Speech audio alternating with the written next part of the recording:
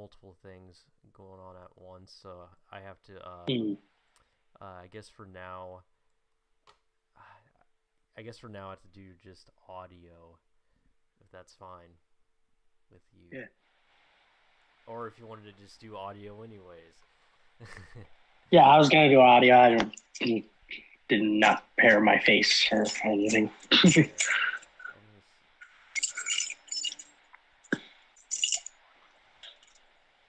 Oh, I'm sorry. I'm just checking the audio. Okay, sounds good. Hello, welcome to the Ash Montoya show. Sorry about a few previous episodes. There's been a lot of audio issues, and my fucking OBS. Every time I open it up, I have to make sure it works before I start going. I was dumb enough to think that everything would work on its own, but no. Every time I open it up, it changes settings, it changes, and fucking having issues with live streams is not appearing because YouTube keeps unlisting or privating my streams without my consent, so I have to go in public. It's all dumb, but finally I have everything working. Everything sounds good. I've had a couple streams in the past where I've had people watching, and have audio issues, but nobody even says anything the whole time.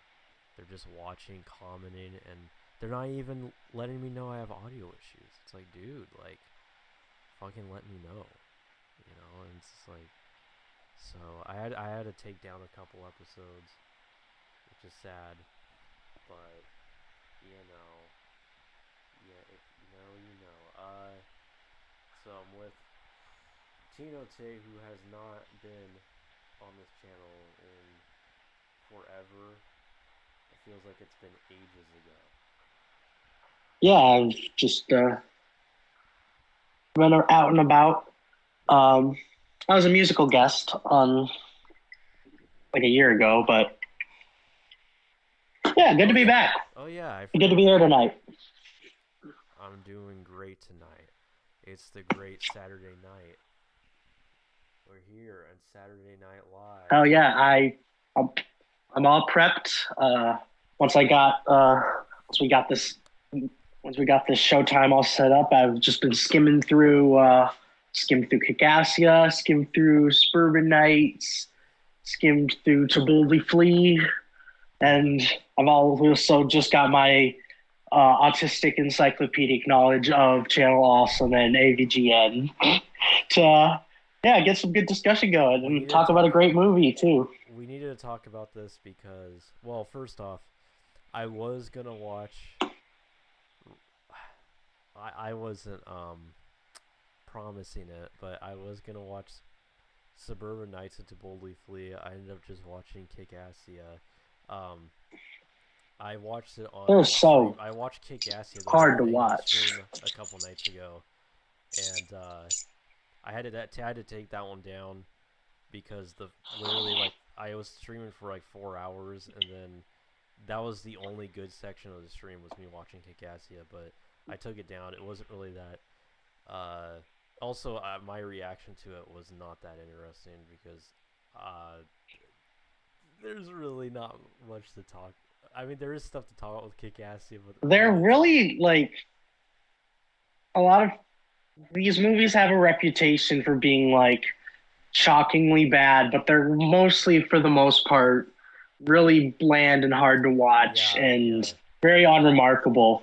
Only if you just like nitpick the technical details. For example, the Kickassia intro is hilarious to me because it's just like a bunch of like just shitty font with like images of Civil War battles going on. For whatever reason, I thought it was going to be a montage of battles throughout history, but it's almost all just Civil War battles. There's one Revolutionary War battle, and then they also use the same picture twice of like some general. I think that's General Meade, who's like my great great great uncle, which is funny enough. But yeah, Kickassia, it's Just a bunch of fucking like idiotic fucking nerds just running around this little micro town, fucking Chaz autonomous zone. This is funny. I think Molestia got like popular on TikTok a couple years ago, just from like a sub Zoomer, the next under generation of Zoomers discovering this thing. It's like, hey, you kids have no idea. This was the site of a great battle between internet spazoids. Um, you got to imagine that these movies were like fuck central for all these different producers because like they were all fucking and sucking each other, but like I imagine this was like long distance stuff, and then these like get-togethers were just bang bros stuff going on. Yeah, but I was watching this on stream a couple nights ago, and shockingly, I didn't expect this to happen. I got a decent amount of people in the chat and like viewers, and people were like watching it with me, and I was like extremely surprised. I thought people would just leave at that point, but no, people were watching. Which, It's trendy to talk about this shit now. It's become this sort of aughts retro revivalism from like the memes and the Oni plays stuff. well, I thought about this would be a good time to talk about this stuff because, um, well, obviously it's been many years ago now, like a decade ago, with all this stuff happening. But both the channel Awesome website is now officially dead. So Yep. we could actually say Channel Awesome is now officially done for. It is gone. Yeah, Yep. you could say No more Guru Larry, you who could had a say cameo in no Kikassia. Brad Jones. Like there's it is now because the only people left were like Brad Jones and Guru Larry, and Yep. that's Who I'm friends with on Facebook. yeah. And the website's dead. There's no Channel Awesome. Um, there's yeah, it is officially dead. Dead. I mean, Doug and them are still making content and stuff, but the channel, it's the whole idea of. I mean, you could argue it died in 2018, but Yeah. um, but no, it's there. It's gone for it's gone. Like um, it, yeah, it's done for. There's I really met Linkara like a week after that cancellation happened in 2018. I met him at a Doctor Who convention. We went into an escape room together. did you He was a pretty chill dude. Of course, he was dressed up like Sylvester McCoy's Doctor Who. Like every person who has a I Met Linkara story, they met him dressed up like Doctor Who. Then a couple months later, I met him at just another convention. It was just like a small convention at the state fairgrounds. It's mostly just like a big place where people just sell their wares, and I buy a lot of cool shit there. did you guys You know. talk about anything? Did you mention channel? Nah, I did not bring up the Channel Awesome stuff, and I also didn't bring up what was searing through my mind as I was next to this guy, all of his Gooner shit that had like been leaked on to the internet, which like man, that was some gross stuff. But I also just feel bad that that was like put on blast. Like, man, that would suck. Mm-hmm. Yeah. Yeah. I think I vaguely remember that. It. Yeah. So the Channel Awesome website's done for. And also, um, which we will which we'll end up getting into because it's impossible to talk about Channel Awesome without talking about AVGN Cinemaster. It's almost impossible to talk about one without the other. This is also Pioneers this is of also the the digital age. 20th anniversary, or it's coming up very soon. The 20th anniversary of the Angry Video Game Nerd. So Damn. it's been 20 years since.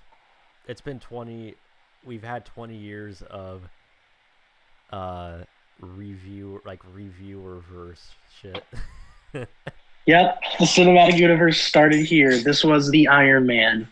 Some Jersey fuck talking about Castlevania 2. Yeah. Simon's Quest.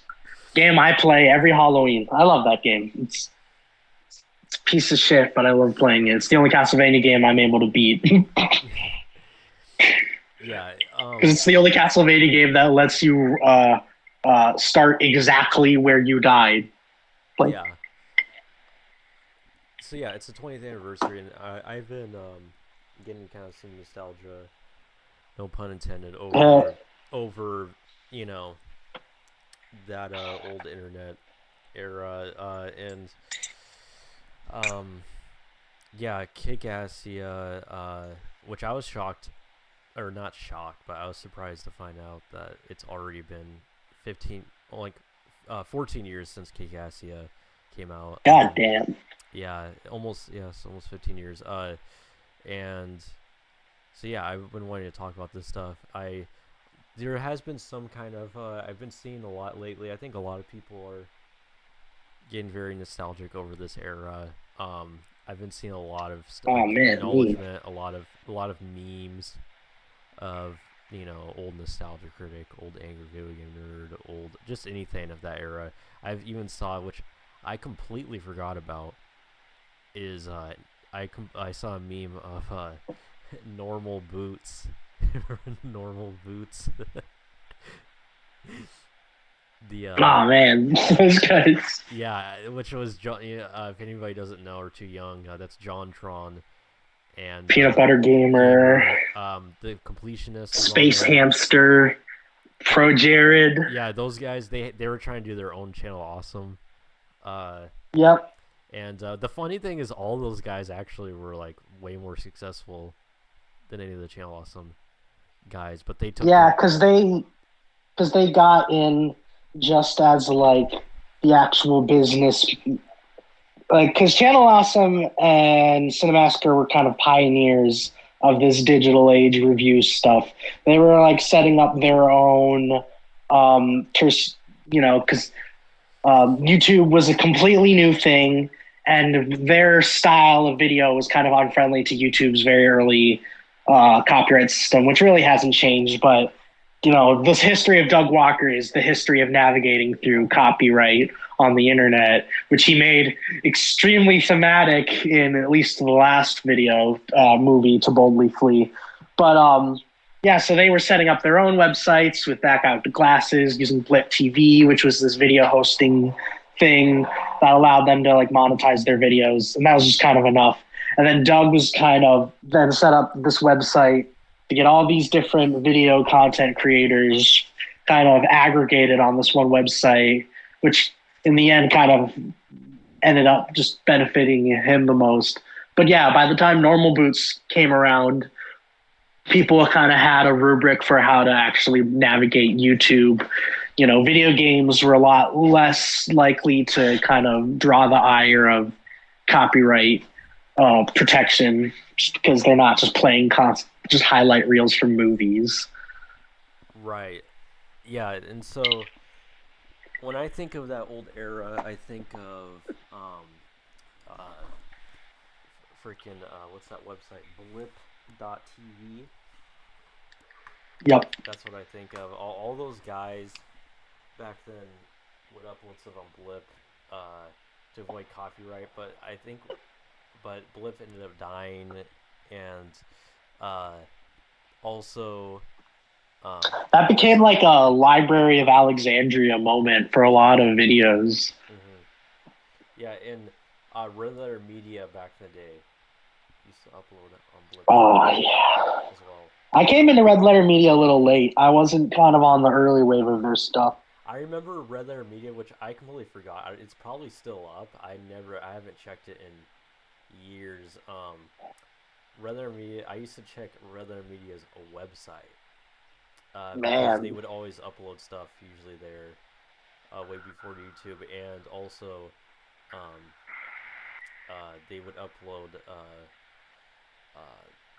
I remember for a while there, some of their stuff you could only find on there, and it was kind of like Cinemassacre was like that a long time ago, where there's only stuff on the website that wasn't even on YouTube or anything, and yeah, that was a very different time. That was like kind of the last time anybody like went on like websites somebody's website to watch something, like that's kind of in the era, which was like the last time. Like, remember there's that weird period, which is now kind of a joke or nobody gives it any thought. There was that weird period where people would go on, actually go on BuzzFeed, like actually go on there, like it was Ah, like to do well, they do quiz, all the quizzes. yeah, Yep. or just read stuff. People, I know people that would actually go on there. They would they Oh would my usually like share the art. Like that was a weird time period. That was kind of the last, that early 2010s, early mid 2010ish time period. That was kind of the last time people And there was actually went also on websites to read or mhm. watch a specific And then video. Facebook killed all that. Another great example is Cracked.com. They had their own website.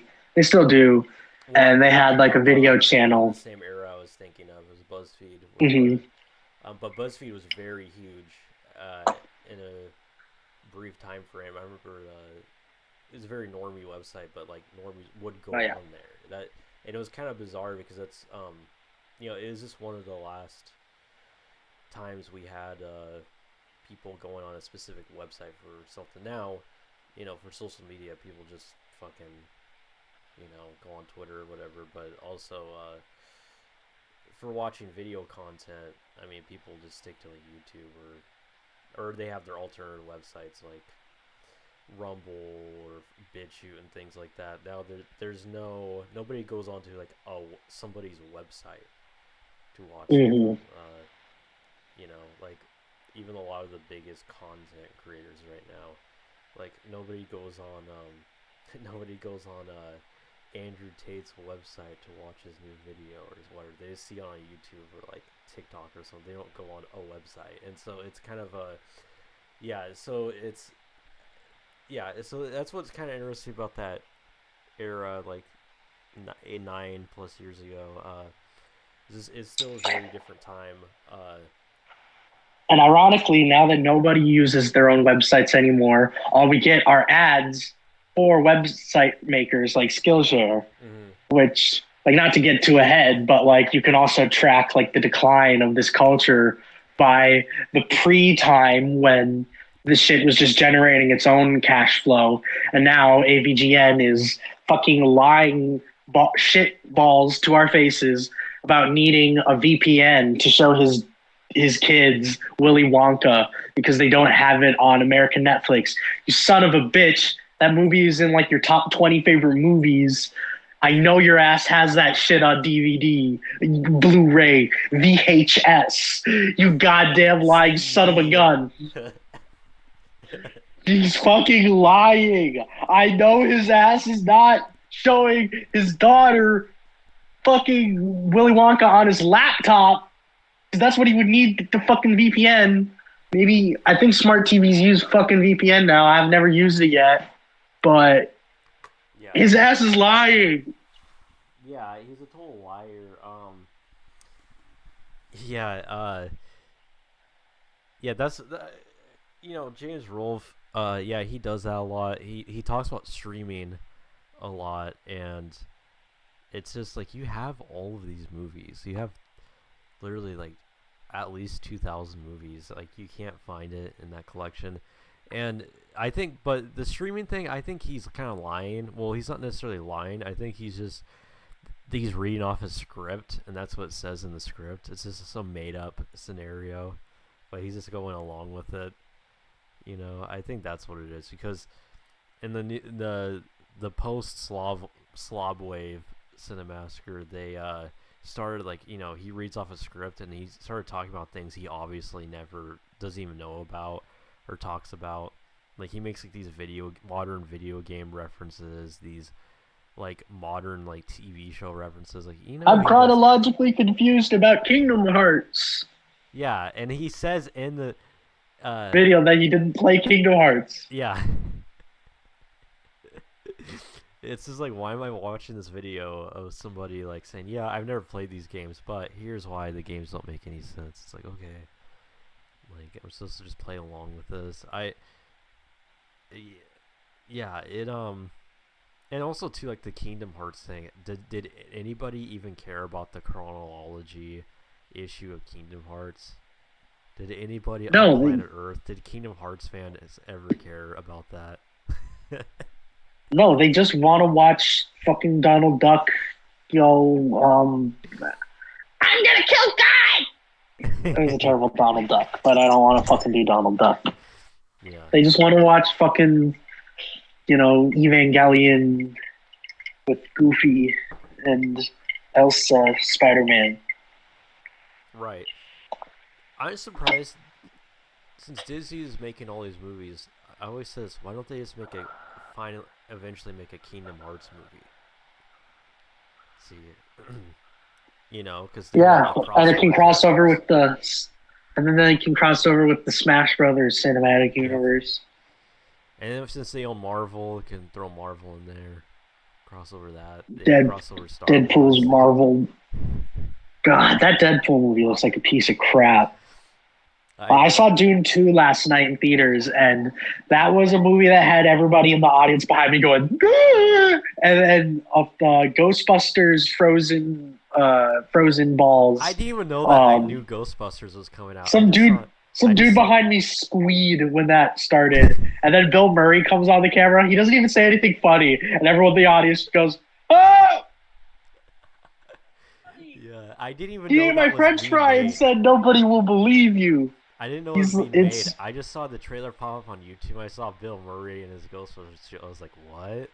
This is real?" And yeah, like there's these movies I don't even know that are coming out, like the Ghostbusters. I didn't even know Dune 2 was already out. I just saw people talking about it. I didn't even well, I did see a trailer the other while back on YouTube, but yeah, I completely forgot it was coming out. And there's just a lot of movies like that, like they're coming out that when I was younger, I used to be aware of all the big movies coming out. Now I have like no clue at all. I just kind of tune out of a lot of things, and I've been seeing a couple every month since I moved to the city. I'm excited for Monkey Man. That's like Indian John Wick with Dev Patel. It's his directorial debut. That looks pretty cool. I'm gonna definitely see that. Dune 2 was all right. Pretty cool. Was it? The books are better. The first one? Probably better than the first one. There was just more shit going on. They changed some stuff that was just like, David Lynch had the balls to actually, show a bit more of the weirder stuff. But I think the weirder stuff is kind of more fanon. I think everyone imagined what the Jodorowsky movie would be and then kind of imprinted it onto the book. But the book it's a lot more psychedelic in its verbiage than I guess what actually happens in these movies. And the movies are going for a bit more of a realist, brutalist aesthetic, which is successful enough to get this stuff shown. But I just think you get more out of Dune just by reading the books. And I've read the 3 books already, and I'm started on God Emperor of Dune, and that shit's good. I like that stuff. Right. Yeah. Speaking of Dune, in To Boldly Flee, I just noticed that they have a reference to the David Lynch Dune with Spoonie. They go inside Spoonie's head and like go to his like ego and his id, etc. They do that shit in like Venture Bros. And his ego is Fied Routha, the Sting version with the Speedo and everything like that. And you get to see Spoonie. There's so much like just bulges, and the guy's just like really post hog throughout this entire film saga. With Doug Walker showing his underwear and actual pedophile. Oh man, there's so much Juario stuff here. In Kikassia, they're when they're banishing Brad Jones to the desert. Juario's like, "Put somebody think of the children." I'm like, "Not you, buddy. You do not need to be thinking of the children. You need to be thinking of fucking killing yourself." Ruh-roh.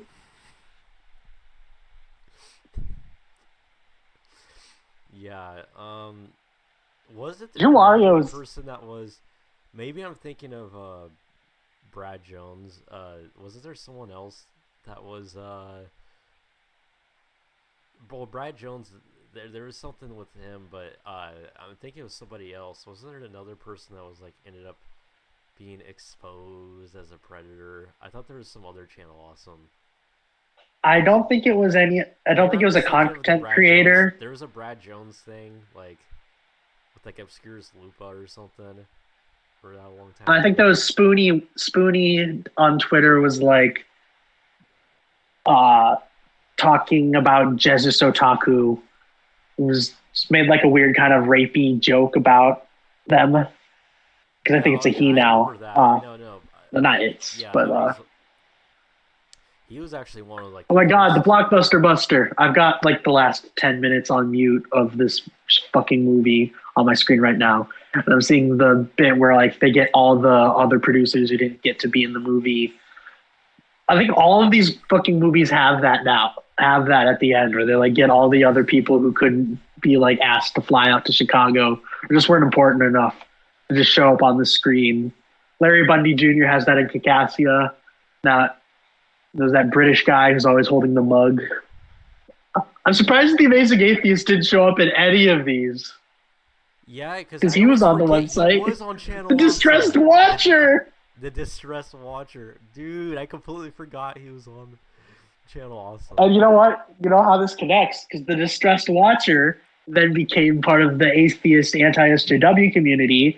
Then they're friends with Sargon of Akkad, who had JonTron on, and then everybody found out that JonTron was like, like Western values, don't let the Muslim refugees into Europe kind of guy.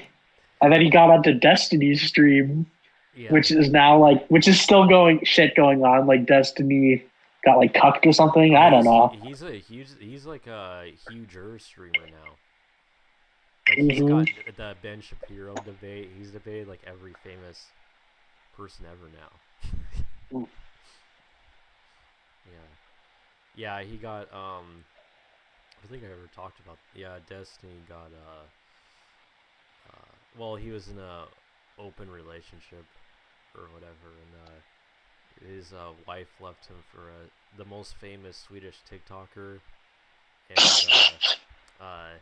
and he went on stream like coping about it, and well, he said it wasn't a big deal, but he was coping, and he said, "Yeah, we haven't been getting along, and but whenever whenever she would throw her arguments at me, I just dodged them like I was Neo dodging bullets in the Matrix." That's what he actually said.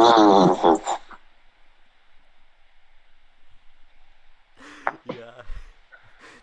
He is Reddit man. That is like the most Reddit ass thing ever. It's amazing how these eras branch off because immediately following the run on that guy with the glasses, the buxom goddess of cluster B, personality disorder, emotionally abusive alcoholic, queen of girl steak, Lindsay Ellis, started the video essay genre, apparently. And that kind of became its own lucrative thing for a while. That went on with its own bread tube. And Mm-hmm. um, they had that famous photo where they're all hanging out at VidCon. It's like Lindsay Ellis, ContraPoints, H. Balmer guy, Todd in the Shadows covering his face, Dan Olson. And everyone's like, this is the most YouTube photo ever. And it's like, I guess in your small Well, it is little weird that is weird pocket of the internet. that is weird that if you think about like it's kind of crazy. All these kind of separate communities, they're all connected to each other. Everybody's like connected. Like yeah, we're talking about the bread tubers. Like there's some channel awesome connection. Also too, I don't know why my mic is like so loud. The also, who was also on channel awesome, people forget, was Chris Stockman. He was Oh man. also, who was on there briefly, very briefly, was JonTron was on channel He was awesome. on there? Very briefly, yeah, for like maybe like a year, 6 months, a year or something. Before normal. I don't remember that at all. He was on there.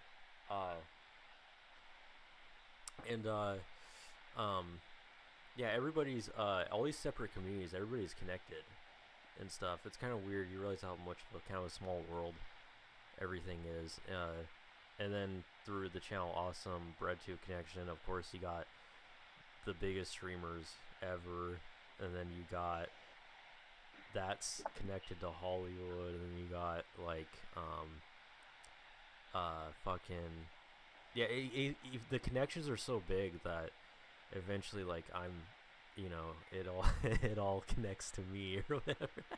Like, it's like everybody's like connect. There's always a degree of separation and Well, you everything. got to get Chris Bores on this show. What's that? You got to get Chris Bores on the He show. won't come on. You already asked? I asked a few years ago, and he will not come on. We should get Movie Bob. I could get Movie Bob. I did ask. Then we could all talk about Lindsay Ellis. Yeah, I should get Movie Bob. I also I did ask. I did not get a response. I wanted to get. Someone's got to put Lindsay Ellis in. Remember Captain S? What's his I name? don't know if I remember Captain S. He's the guy that's in the Angry Video Nostalgia Critic Brawl. The third guy that just happens to be there. I don't think I rewatched that in a while. Lot. He's like, nerd! And they're in the parking lot, slow motion fighting. I don't remember that part. I remember most of that. Yeah. But let's get cynical! Captain S, they were trying to throw him in the thing, and he didn't. And he made videos back then. I tried getting him. He actually has went on people's shows and stuff recently, but I tried getting him. I didn't get a response or anything. And so yeah, I've actually been thinking about getting a lot of those people. Even like Brad Jones. I thought about asking Brad Jones. I've thought about asking a lot of those people from that era. I want to meet Brad Jones. That's the guy I want to meet. What's that? I want to meet Brad Jones. Yeah. I watch his videos all the time. Not all the time, but most of the time. Actually have things to talk about with. Yeah, he's got he's got that like just encyclopedic knowledge of like sleazoid cinema, and that's probably so much more interesting than talking about Raya and the Last Dragon with Lindsay Ellis, which basically ruined her career. Right. There was also the like. Twitter is such an undoing for so many of these people. Linkara was going off on Twitter when the Channel Awesome channel went down. He was like, well, there it goes. Our history disappeared gradually over time. It's like, you said you hated being on these fucking movies, and now you want to fucking complain that your history is being erased? I also forget, too, you know what's a funny connection I just made? Because we were talking about BreadTubers with Channel Awesome. There's also the connection with few of those people, but especially Destiny, have been on the Manosphere Red Pill podcast, which are obviously connected to Andrew Tate. So, for degrees of separation, Andrew Tate is connected to Doug Walker by degrees of separation. Everything's connected. Like, I wonder if Mike Machad is like gonna maybe pivot Doug to there. If maybe like, I don't know, if the country swings even further right wing, we'll just have Mike Machad like catering Nostalgia Critic to have like Andrew Tate be like, I'm Andrew Tate. I don't really know what he sounds like. I'm Andrew Tate, and I think Baby Geniuses 3 is a bad movie. Hey, Andrew Tate, I was gonna review this movie. What? I need to talk about how these little 2-year-old babies are whores. No, I want to talk about how they're whores. Well, do you want to fight about it? Yes! That'd be awesome.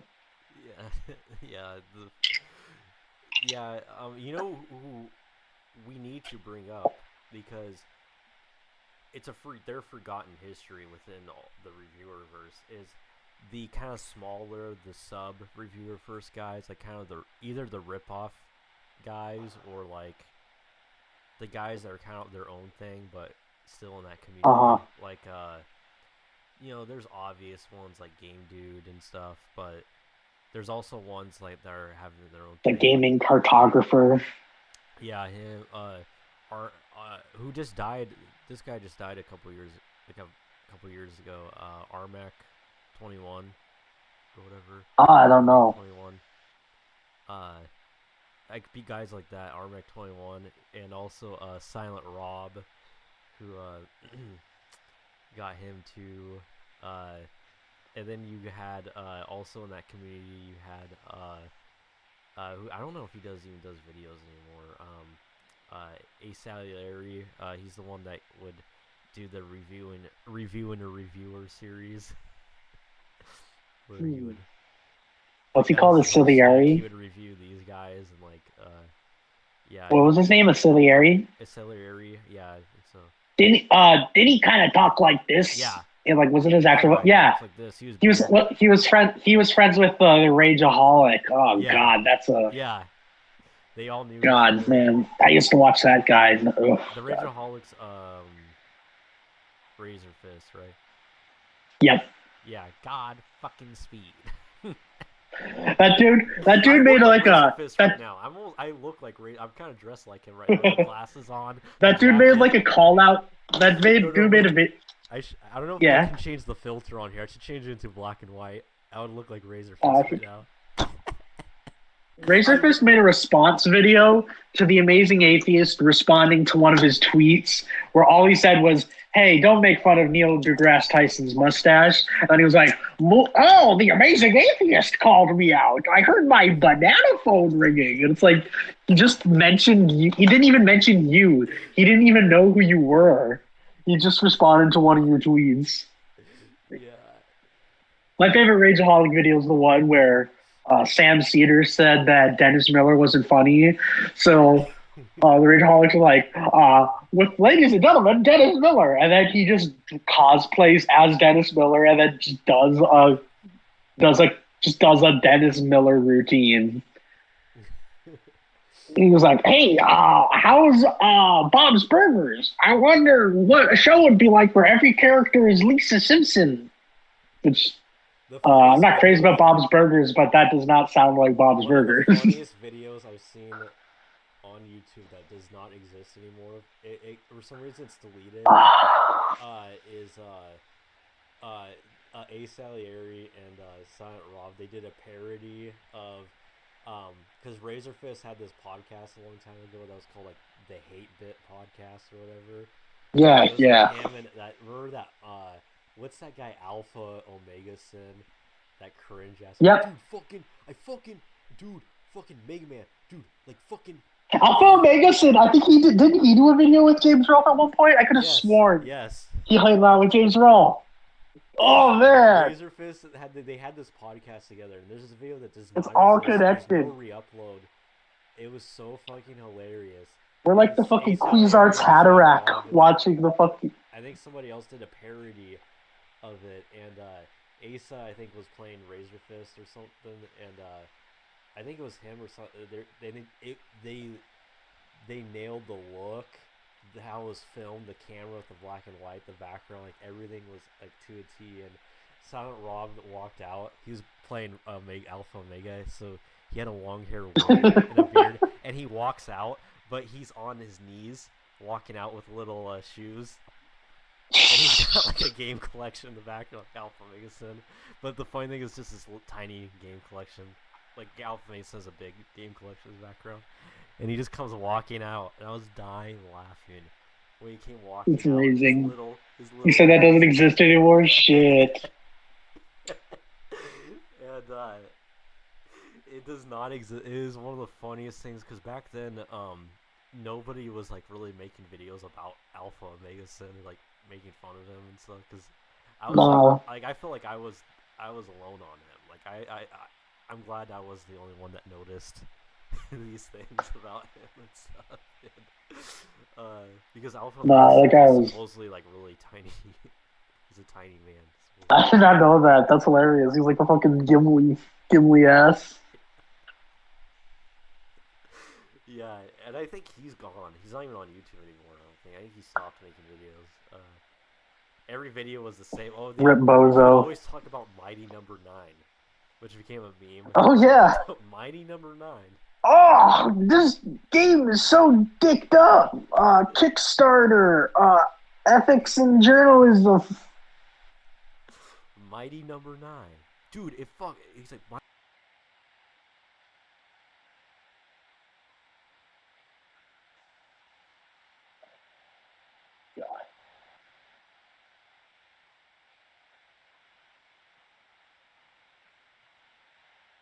Movie Bob also did a parody of Now it's back. Rageaholic. And he gave him like a Brooklyn accent. It was cute. It was a good effort. Good job, Bob. He did it in black and white and got the background down right, but he was just made him made him a generic like Brooklyn bro. Didn't like really characterize him at all because yeah, I don't know. Yeah, there was It was cute. Ace Salieri did this funny parody of this character of Angry Joe, Pissed Jose. Oh my god, that have you watched the Angry Joe video where he's responding to meeting Jeff Keighley? He's like, he's fucking with me. He is deliberately fucking with me Yeah. and is twisting what I'm saying about not being enough Final Fantasy MMO videos. Yeah. He literally just cornered him on the way to like a presentation. Right. He's just like, he's like very politely just like putting him down. So funny. Yeah, I didn't watch the one, but I noticed that Angry Joe, while watching Kickassia, he's actually the one person I think that actually annoys me the most is Angry Joe. Oh man, he is terrible. It's too much. So He's uncomfortable always to been watch. like that. He is overacting his. You know, I just don't understand what Angry Joe is. He's also just like that because like on his streams and stuff, he's also just like this weird cartoon of a man. Yeah, you know, It's just so disturbing. That one video where he's like throwing cash at the camera and he's like, "This is all that fucking matters to you people," because he was like the worst. I'm missing out on Angry Joe. I don't know. It was What's funny about Angry Joe? What always bothered me about two things that bothered me about Angry Joe that shouldn't bother me. One is every review he does is called Angry Review, and it'll just be a positive review. Like he'd be like, this is one of the best games of 2023 or whatever." But the title would be like Angry Review, so it's very misleading. Second, yeah, sticked up. he always wears that fucking Superman shirt, bro. Give it Gotta up. be so stinky. Superman is not that cool. Oh my god, it's how is it not like translucent? How many times he probably washed that shit over the years? But he's got to get a new one. Probably gets a new one. That's gotta be so fucking bad for the environment. It's the only shirt he has in his closet. It's black, that red Superman shirt. It's like in Cinemassacre, that Kieran guy, he always wore that same Angry Video Game Nerd Japanese shirt. And I'm not visualizing it, but yeah, God. James Wolfe always wears that Mortal Kombat hat. God, looking at all those fucking rental reviews shots with all those fat guys in that room, you know it's smell crazy in there. Same thing with the Kickassia with all of. You know why the series ended? Because James' wife kicked him out of the house. Didn't want these guys coming over. Oh yeah, man, that's. And also, Justin Silverman is friends with a fucking pedo, that Bob guy. I did not know that. Yeah, he had this old. Justin Silverman is so fucking weird. He responded to me out of the blue on Twitter. Something just completely unrelated. I had no idea what it was, but it was really funny. Yeah, it was a jump scare. He's done that to me a couple times. He's so online. He was on, I think, on Twitter a long time ago. He responded to me saying something. I don't remember what it was. On YouTube, this is way before rental reviews. He replied to one of my comments, and I thought it was so random. I don't remember what it was. Oh, he bragged to me. I don't remember what this was, but he bragged to me about working with Sam Hyde.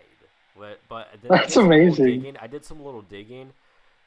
He's a bit exaggerating about working with. What happened was, I think I commented because he's in actually some old Sam Hyde stand like in the background or something. He's That's in the awesome. background, and I commented on the AVGN roast. I'm like, have you worked with Sam Hyde? And he's like, yeah, I have, and yeah, I worked with him a lot. But his comment, and he does this a lot with a lot of comments. He says he responds to something, but then brags that he knows That's people, annoying.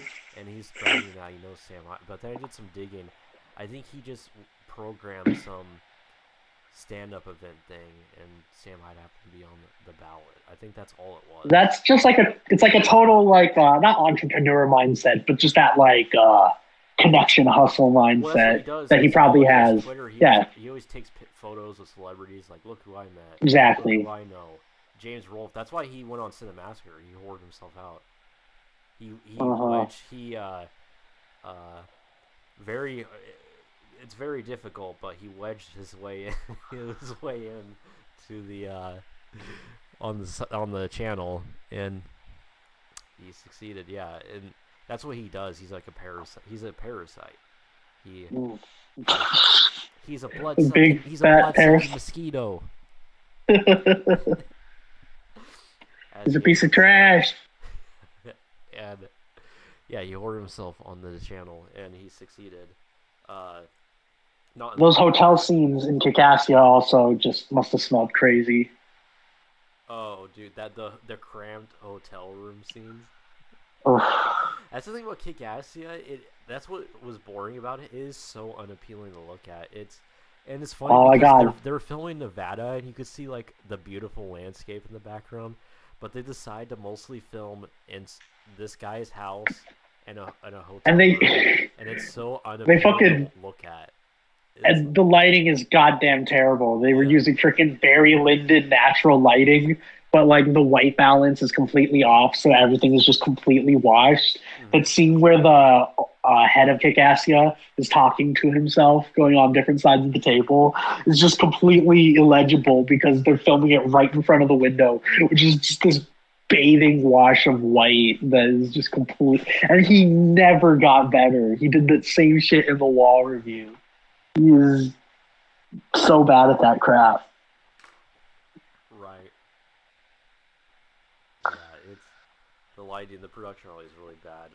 What made me laugh out loud was not okay. I don't expect this to be the highest budget thing or whatever, but the special effects, the explosion special effects, along with the audio of the bomb The sounding audio, oh my god. is Uh, in Suburban Nights, the audio is especially terrible. I was watching it on my oh TV, yeah. playing it out of my sound system, and they were probably just using like the native camera for like the outside shots, and it's so terrible. It's like so crackly and trebly. It sounds like thin and wispy.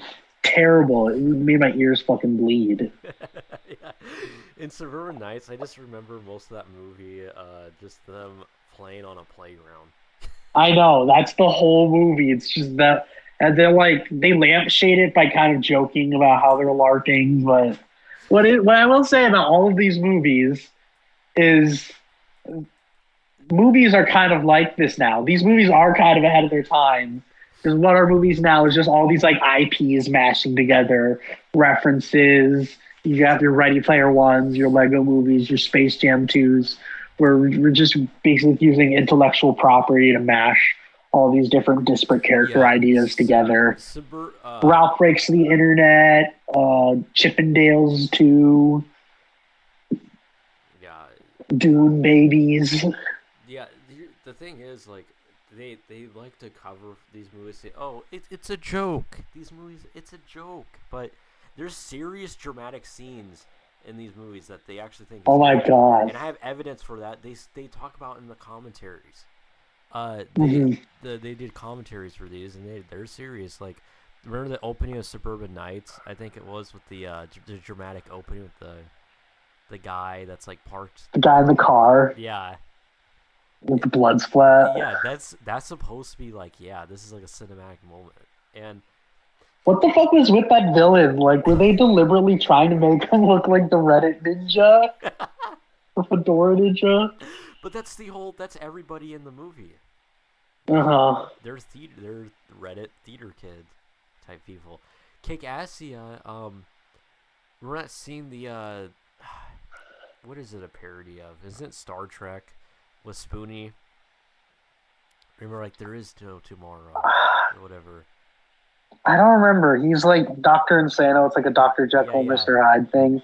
That, And then into Boldly Flee is where they do like with the Star Trek. They do like 5 different Star Trek movies. They do like Wrath of Khan, Star Trek Spock. They do like Star Trek 6 with like the end where they shoot the missiles. yeah, Fire. but That shit.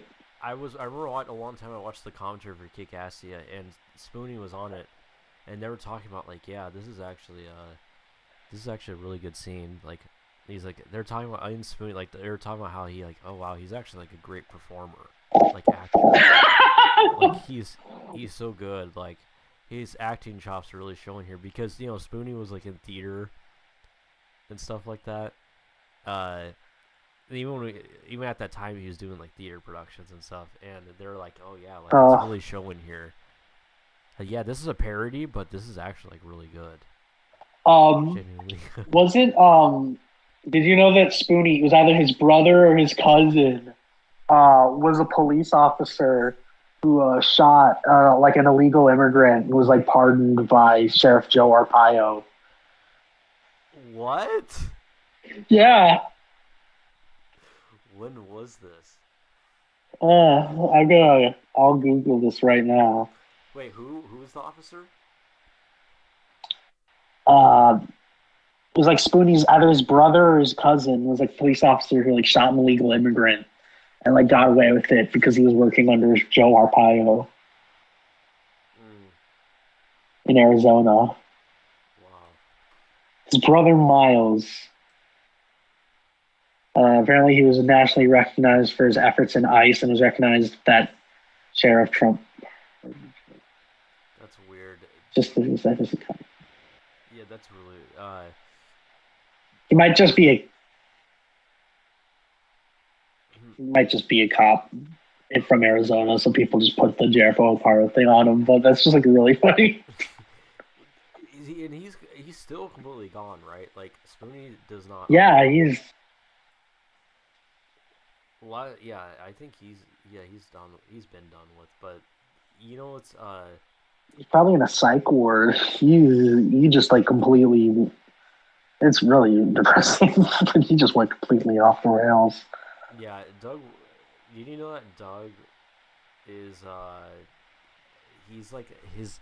he's a descendant of like what's that like famous German composer? Wagner? Is it Wagner? There's a lot of German composers. It was Wagner. Schultz? He's a descendant of Henrik Schultz, and well, that's why he's such a damn good singer.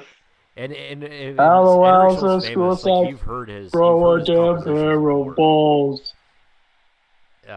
It's just funny that imagine like your descendant being the guy that made Chipotle. Und was credit card? When the descendant is angry about und what credit card? That is so epic. That is like Bill Murray eating my French fries and saying no one will tell. Yeah, it's wild. Maybe Doug is like secretly paying for Spoonie to like stay in a hospital, kind of like in The Long Goodbye. Yes, which I don't know. Are we ready to transition? Well, I don't. I have a decent amount of things to say about that movie, but yeah, we don't have to get too deep into it because I watched a couple weeks ago, but I didn't do any studying up on it. No. Yeah, I guess we'll get into it. I kind of wanted to continue talking about Doug. No, you keep talking about Doug. I can talk all night about fucking Doug. Anyways, let's just continue talking about Doug. Yeah. Since we're on the topic, we can get in a long goodbye if we exhaust the Doug Walker topic. But I feel like we can be here all day talking about all this stuff. So Kick-Assy was the only one I watched all the way through recently. I thought Kick-Assy was so cool when I first saw it as a kid. I was like, whoa, he made a movie. It's a nostalgia critic movie. And then it kept getting longer, and I was like, whoa, they're getting so long. But even with Taboli Flea, I was like, this is so much. Yeah, I wrote some notes down as I was watching it. We got that one guy. There's all these people I completely forgot existed.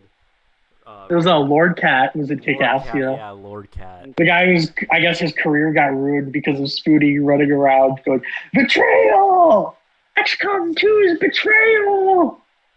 And apparently he was going to interview Notch, and they're like, no, we don't want you on because you're that guy who was running around going, betrayal. And he's like, no, that wasn't me. That was Spoonie. You piece of shit. I love that video of him calling out Spoonie. It's hilarious. He calls him like the R word and shit. Yeah. You fucking retard. Let's see. Yeah, Lord Cat. I wrote in my notes. There's also that other guy I forgot about. Remember the I still don't remember his name. The guy that's like, he's like a Photoshop Yeah, he's 2D. I don't know who that guy is. Yeah, and I remember him back in the day, like him appearing in these things, but I never even seen any of his videos or anything. And he becomes 3-dimensional, and it's a little gimmick, and it's I don't know. It was not really that fun. We got 8-bit Handsome Tom. 8-bit Mickey. Handsome Tom and 8-bit Mickey. Great stuff. I don't think I There's ever a big guy and there's a little guy. I think I saw, when I was a kid, I saw a couple of, Handsome Tom did like top 10 lists on like Screw Attack or something. They were really shitty videos. It was just like, top 10 GameCube games. And it was like, yeah, I remember that. Yeah, and it was like the most like douche bro opinions. It's like, Twilight Princess, awesome, epic detailed graphics, better than that stupid baby Wind Waker. Mario Sunshine, awesome, epic, better than that stupid piece of shit Luigi's Mansion. Like, well, hey, what the fuck is wrong with you? Luigi's Mansion is awesome. Yeah, that was like an era. Like, that should be like a nerd bro. Like that was almost like an aesthetic. Like the bro guys, they were bros, but they're like into like retro video games. For like drinking Pat the NES punk. That was an era. That's like an aesthetic era. Nerd bro. They should bring that back. Nerd bro aesthetic. Pinterest. And it'll be like, the Pinterest will just be like NES, beer, shower beer guys. They all liked 80s action movies too. I'm surprised Justin Silverman hasn't been posting on r/shower beer. Or Mike Matei posting a roll. James Roll shower beer with a Rolling Rock. Oh, never done a shower beer. Good vibes all around. I've never tried Pepsi before. I know why it's popular. Oh my god, and I believe him.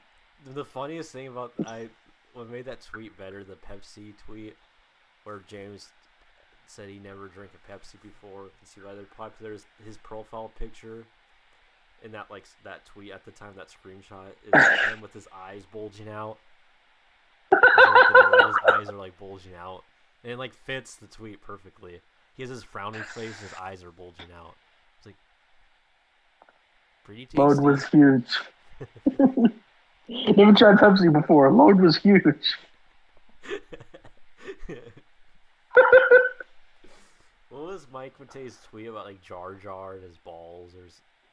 I don't know about that. Yeah. Let me look that up. Jar Jar's asshole. You know what? Mike went and like deleted like almost all his tweets. You can't Oh, man. unless they're screenshotted, but yeah.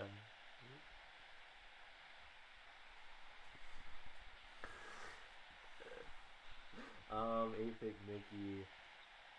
Uh, let's see. I think we talked about a lot of this stuff. Oh,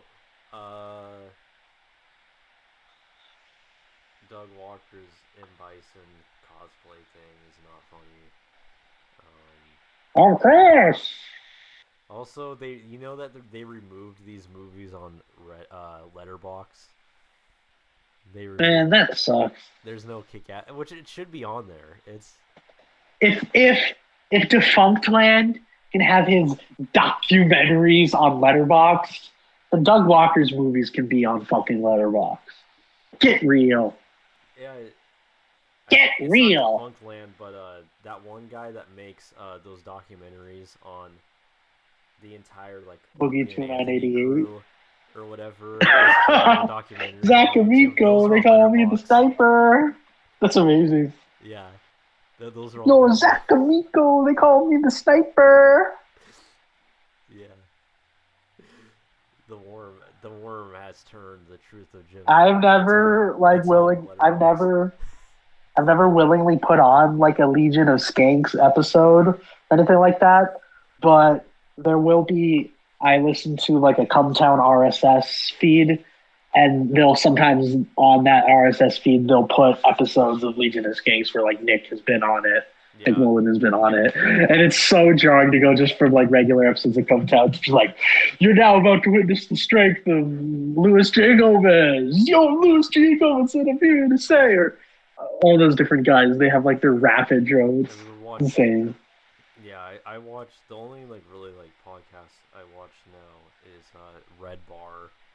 It's the only one where Red Bar makes fun of like and watches every video ever, like every like comedian's podcast ever, and like, everybody, not even just comedians, but like everybody. He makes fun of like everybody, and to the point where people are after him, like Joey Diaz was saying like death threats.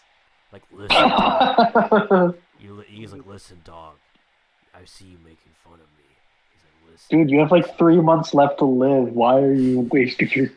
He's all like, this podcast is talking about me. Red Bar's wife is his co-host, and Joey Diaz says, your wife is guilty of laughter. He's like, yeah, he's talking about how he's gonna hunt them down, and like he's gonna send some guys. He's like, I'm gonna send the Gargini brothers. They're gonna come after you, cocksucker. Cocksucker. But that guy is just wrinkles and folds.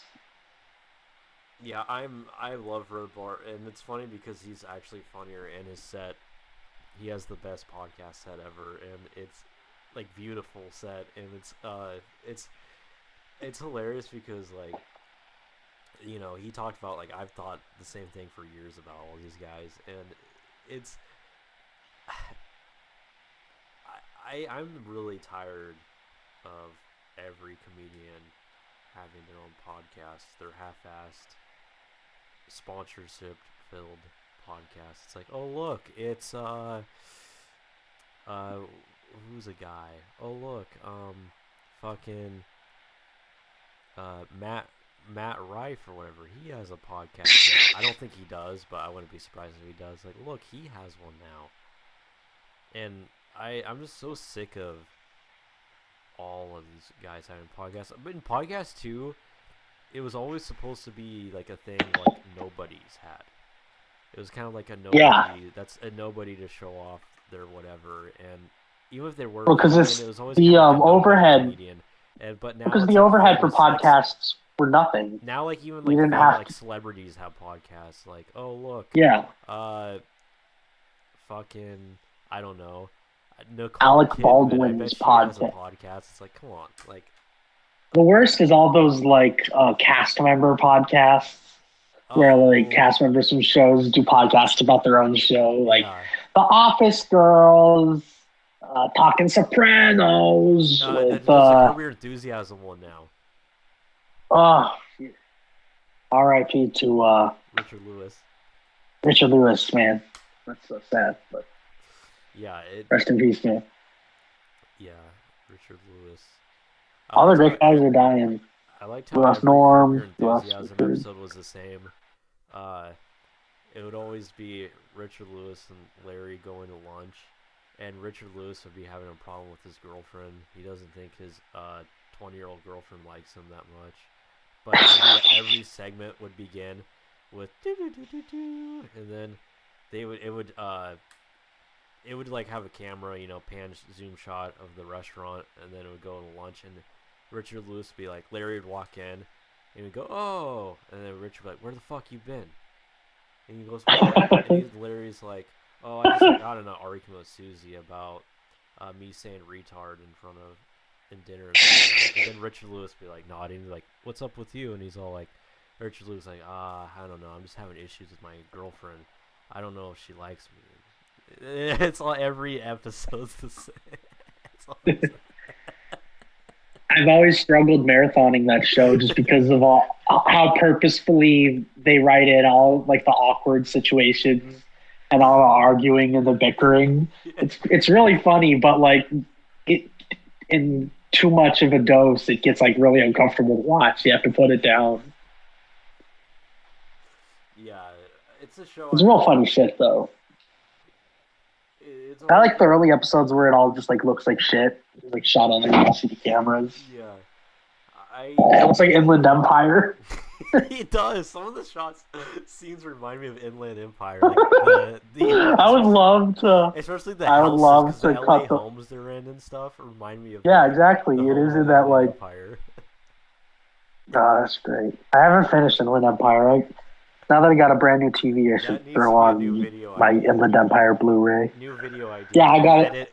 I also want to cut in. I also want to cut in that scene from Twin Peaks: The Return where Richard Horn runs over that kid, and like it's a really brutal scene, but the extras are like really bad, and they're all like, I want to cut that in with the extras from Neil Breen's Fateful Findings, where he gets hit by a car, and like all these extras are like, "Oh my god, somebody call an ambulance!" It's almost on that same level as bad extras from Twin Peaks: The Return. That scene, I want to edit that in together. That's really funny.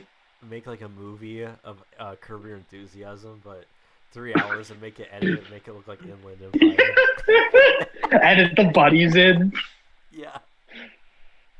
You really could like just make because you got to do is have Larry like just go from argument to argument with the same character, but like if with his wife or something, but you got to put all the arguments out of order, so it's just like his going in fucking insane. Yeah, and then you have to have like long whenever they have like a pause like in a conversation or argument where there's silence, you have to like loop it or like have it the pause that like for way longer. And yeah, that like brutal industrial like faucet sound. And you have to make the show look more like lo-fi. Like you have to kind of make in editing like make it look crappier kind of. Oh god, I have the Inland Empire Criterion Blu-ray, and on the booklet it like breaks down like the signal chain, like the it's like the video chain from like how it went. So it was like filmed on the mini DV, then exported as standard video clips into the editing suite, came out as a standard definition assembly, is then thrown into color correction, and then that was put out in theaters as a 35 millimeter print. And then I think for this remaster, and then they went from that color correction to an HD cam master, an HD video file, a downscale, a standard definition intermediate, a Topaz video enhance AI. So that's kind of what they used to kind of sharpen the look in it. It looks all right. I think it works better though when it kind of looks shitty. Mm-hmm. And those are edited as 4K video clips into something called a QC, then color correction grain, and then director approved 4K master. So yeah, that's going through a lot of different generations of rendering. Right. It still has kind of that out of universe, otherworldly feel, but yeah, that movie kind of works better when it looks like some like horrible video that you shouldn't have downloaded. Like it's kind of that shitty quality makes this movie feel like a snuff film, which I really appreciate. Yeah. And it would be really funny to edit curve like that. Terry Crews is in Inland Empire. He plays like a homeless guy. Terry Crews? Yeah, he's in Inland Empire. He's just like a homeless guy with like 2 lines. I'm trying to remember. I haven't seen it in years. But what's this about Inland Empire? Yeah, it's kind of the process, kind of like those like Dogma '95 movies. How Oh they were yeah. shown on film, but majority of them were just shot on like a mini DV, like video camera. Doug VHS. Walker's movies are Dogma. His movies are Dogma 95. Yeah. But Yep. Dogma '95. Dogma '95. Yeah. You know what's funny too is I've been seeing. I saw the other day. Corey Taylor on Bert Kreischer's podcast with what's his name from Busher on there, and every time I see Corey Taylor now and I watch him, I keep thinking about you were on that Nostalgia Critic video, and he was also in that he did that video with James Rolfe a long time ago. I think he was in. Like, I don't know. He did a video with you. Something. Like he's in a few Diamanda Hagen videos too. He plays like a Aslan or something. Yeah. As his little stuffed tiger. Yeah. So every time I see him now, I'm like, you were in that Nostalgia Critic. Yeah, I think he was like beefing with Machine Gun Kelly at one point. I was like, man, Machine Gun Kelly could whip out the big gun by just posting that Nostalgia Critic the Wall video. Yeah. This is World War II with monsters too silly. Where's the 4K master of that fucking movie? God damn. The Wall?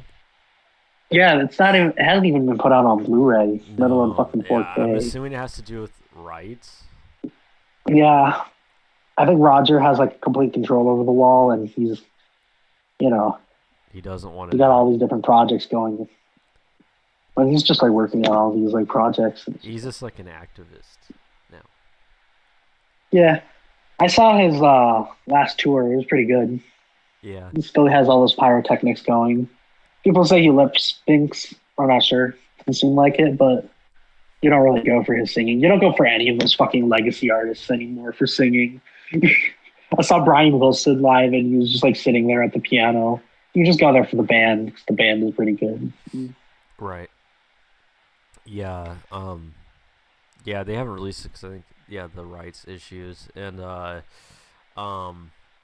yeah, there's been actually a lot of movies like that with the rights. I think it has to do with like the music and stuff like that. Music rights are such a fuck for like reissuing shit. It's so annoying. I'm surprised, just like watching like Miami Vice episodes on Tubi. I'm surprised how many episodes come out with all the different soundtrack needle drops on there. I'd like expect almost all of them to be replaced by like temp tracks, but no, they still got all the fucking Glenn Frey, Phil Collins songs on there. Yeah, which is nice. I was watching last night. I was on Tubi watching the Johnny Carson show. I was watching.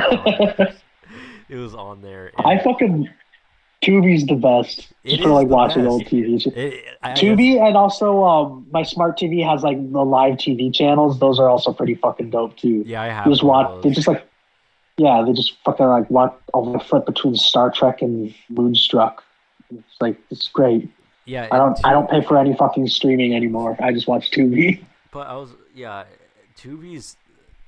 I think it's the best. And there's still people that aren't Tubi pilled They're like, I there's know nothing on they there. It's like, no, dude, no. you have to If go you on go there. go the fucking like again, the long goodbye and shit. Like if you Yeah, go to like the award winning category, there's so many fucking movies on there. they have. There's movies on there that have been there for years too. Like they don't lose the rights to a lot of shit. They have a they have a master. They have like a VHS master of Day of the Dead on there, which is really dope. You can just like watch like I have it on Blu-ray, but I also like to watch the Tubi version, which is like a shitty VHS master, which is Yeah, like really lo-fi. They've had like Texas Chainsaw Massacre there forever. I've got that on Blu-ray, so they I don't have need that. But still, they got classic films.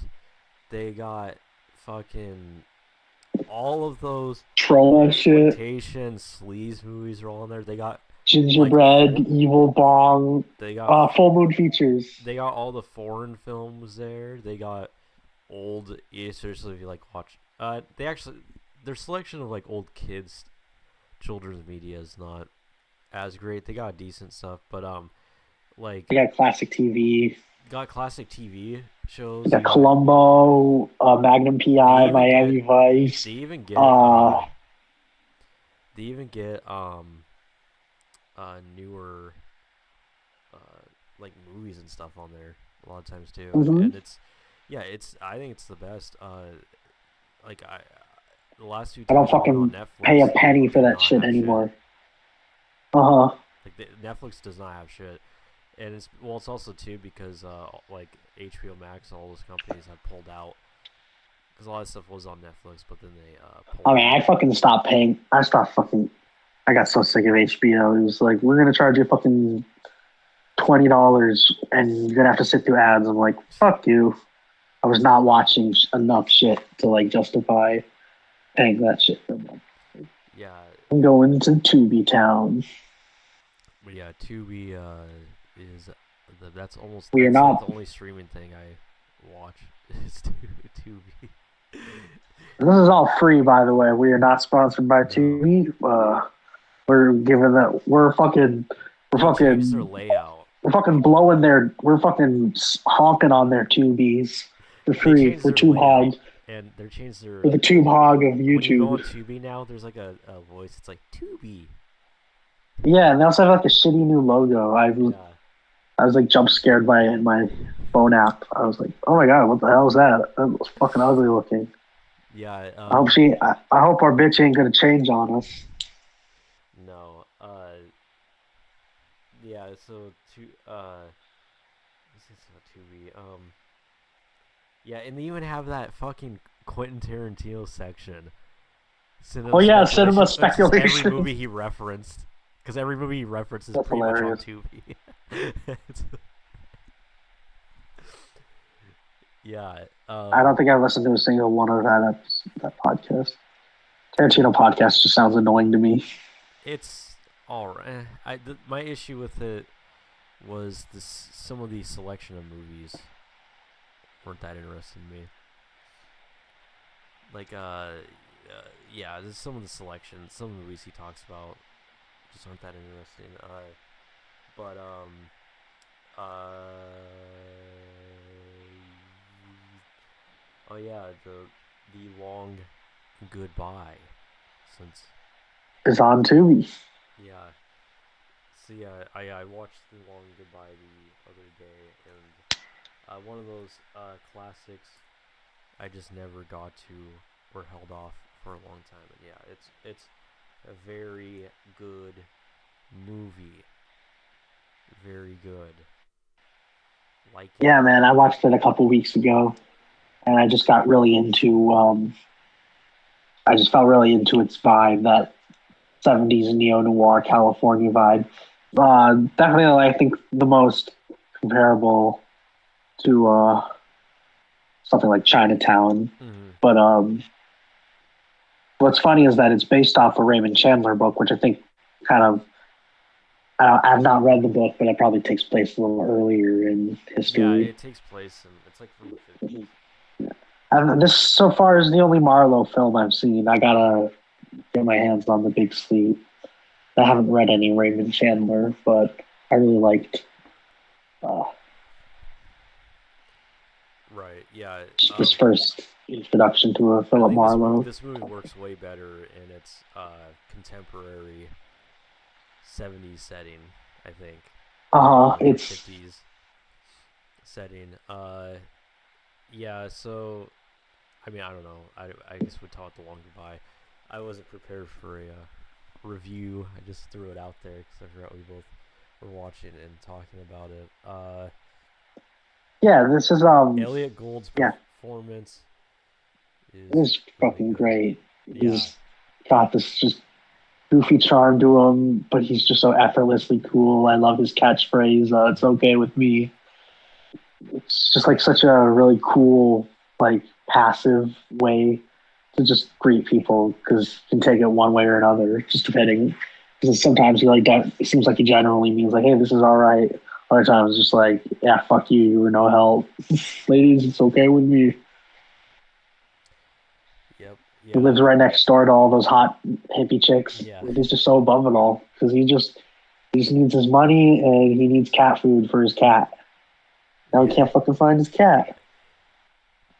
yeah. Yeah, it's a They very should good. have had him find the cat at the end. I know the That cat was was. my flaw. Yeah. Also, Arnold. Hopefully, the cat was just at the girl's house. Also, Arnold.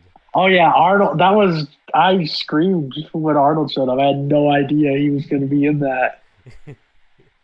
Yeah, I forgot he was in this movie. I think this is his first role. I think.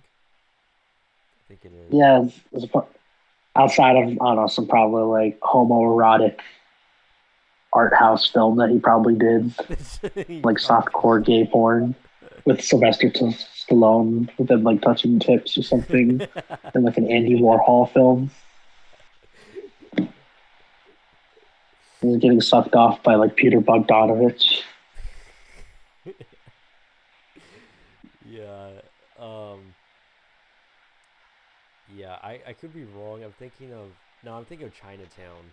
Uh. I think Bogdanovich was. I always thought he was supposed to make this movie originally, but I think it was Chinatown is the one I'm thinking of. He was supposed to direct originally. Which I'm glad he didn't direct both movies because I think both filmmakers making their own. I like Altman worked for this movie, and then for Chinatown, Polanski worked. I Hmm. couldn't see Bogdanovich doing either of these movies. I don't think I've seen any of his movies. Yeah, you pretty much need to just watch the. I've never seen Targets, but I've heard mixed things about it. But Oh yeah, I've heard that's good. you definitely just need to watch the classics, like the three, uh, Last Picture Show, What's Up Doc, and Paper Moon. His three film run. That's kind of all you really need to watch, or I would say essential watching is those three movie Yeah, then runs. he just became one of those elder statesmen guys who just kind of cruises on his name. And then for a bonus, and then for as a bonus film, you should watch Star 80. Oh, with Eric Roberts. Yeah, I said that as a joke, kind of a joke, because Yeah, that's about. Is that about his yeah, and there's a character that's like girlfriend? Bogdanovich in it. Yeah, that's based. That's someone like is like playing him. Yeah, Yeah. Nowadays we just have like Ryan for true crime. We have like Ryan Murphy miniseries.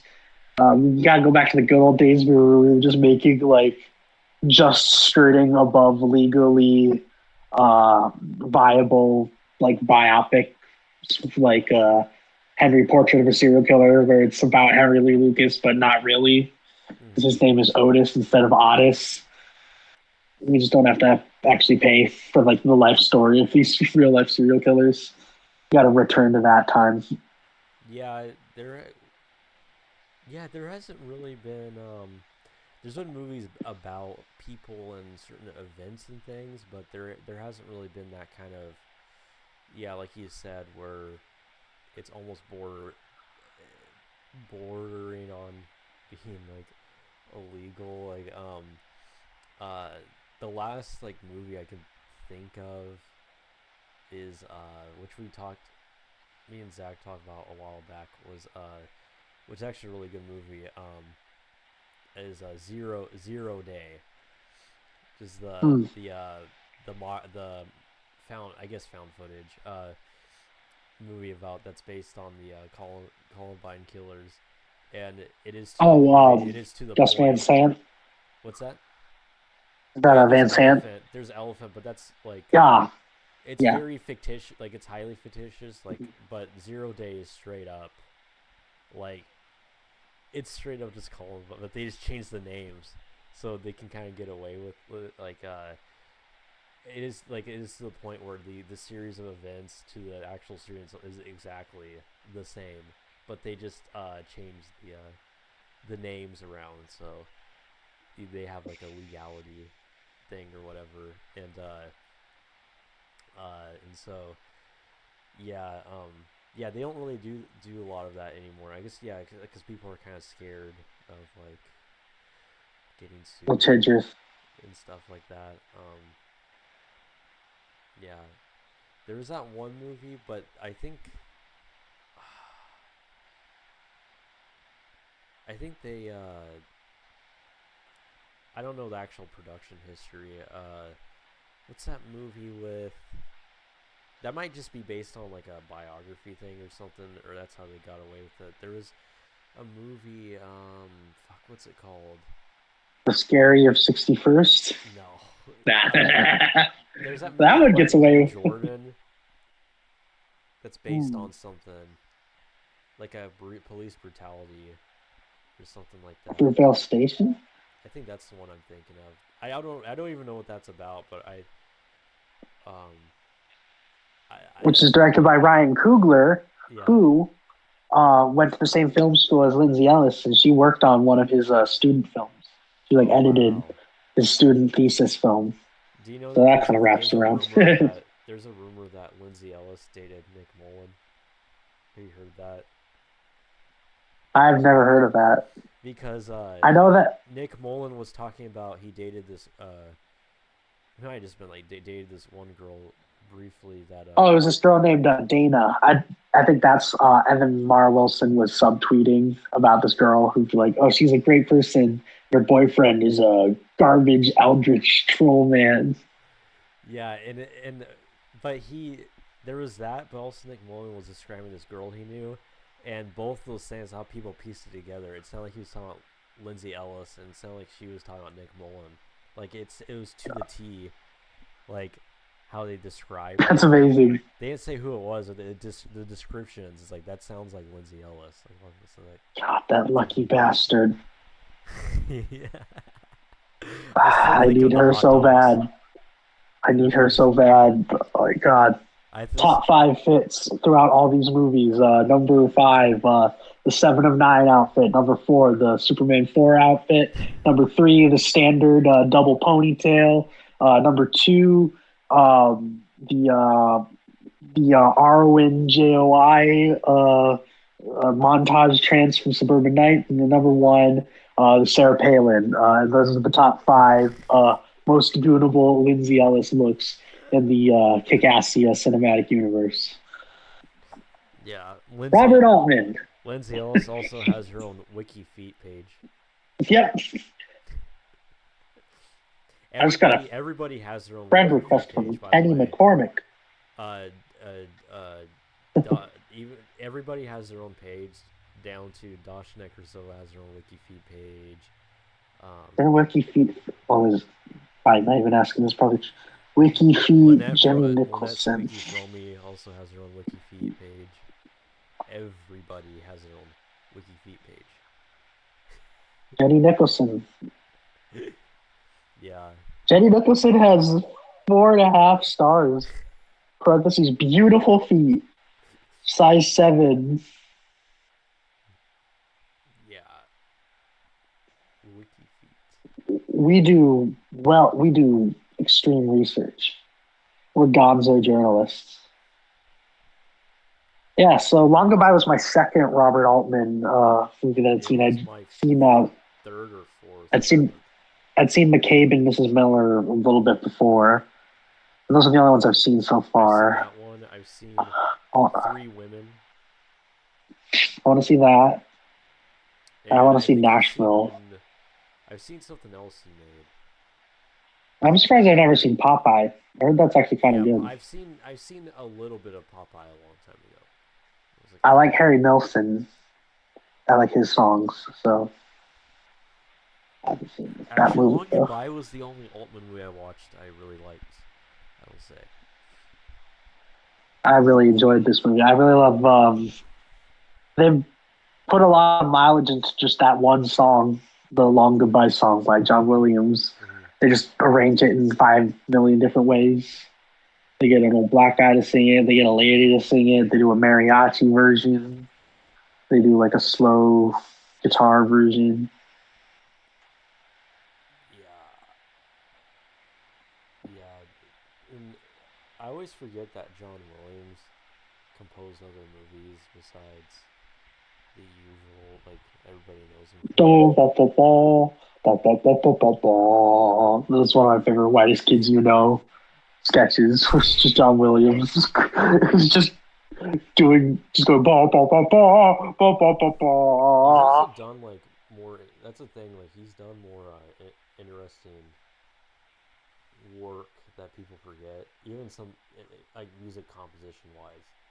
Like Yeah, because he whenever used he to do a does lot of like guitar. He did like the Deer Hunter theme. He used to do a lot of like Spanish guitar themes, right, yeah, like the early '70s. yeah, he's done a lot more interesting stuff. Why is it? Why is this? I'm trying to find his film. This is his discography, but this is all over the place. I'm trying to find his actual films. I guess I could have went on IMDb. I don't like going There's on. no way, like with these Star Wars scores, these past few Star Wars movies. There's no way he's actually composing those. Like they're No, just like getting his kit.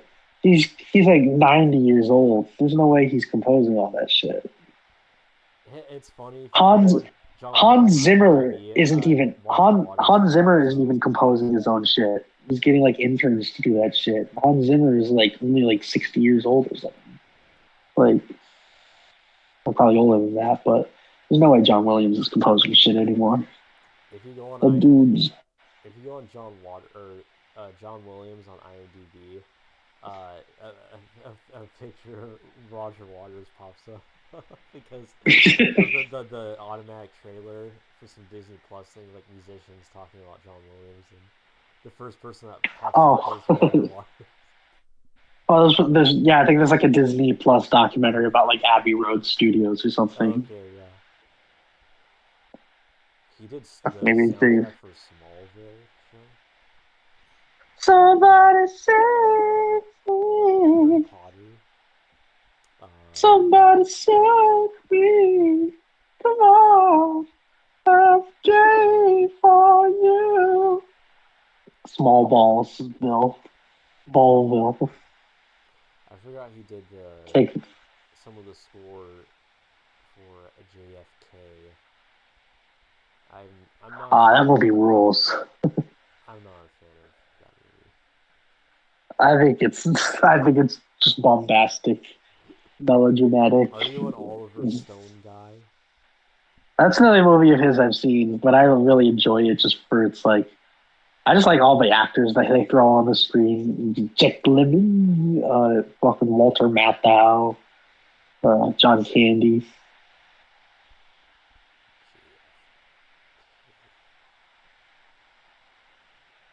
He did some of the scoring for Ferris Bueller's Day Off. I did not know that. Let's see. Oh, that's probably just the scene where those two valet drivers are driving the hot rod or the convertible, and the Star Wars theme is playing. Oh yeah. Oh, that's probably what it was. That's probably what like half of these weird credit, Yeah, that's what these it like was. random credits. He did Valley of the Dolls. Oh, I've got that on vinyl. He did uh, some of the piano songs in the apartment. Oh, Also, Some Like It Hot. Again, piano. So great like in movie. the score. So it's this thing he played. This The sections where there's piano or whatever, that's him playing. You do the full Great song. movie. I love that movie. Which one?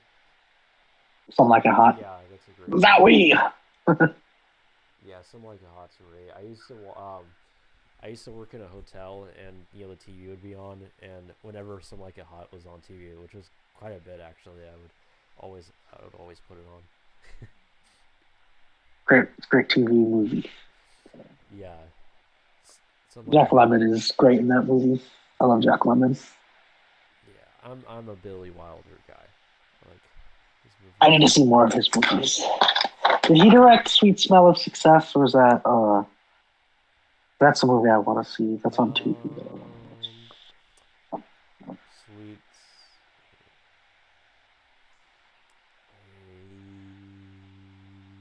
No, to. I know he it did not stars direct that one. Tony Curtis. He did not do that one. Ah, But uh, not that movie. What was it? Let's look at hot. I was just thinking of one of those old movies. Fuck, I don't remember what I was going to bring up. It was something. It was some old movie. I don't fucking remember what I was going to say. But yeah, Billy Wilder. Oh yeah, Ace in the Hole. I've never seen Ace in the Hole, but you know who loves that movie a lot is Spike Lee.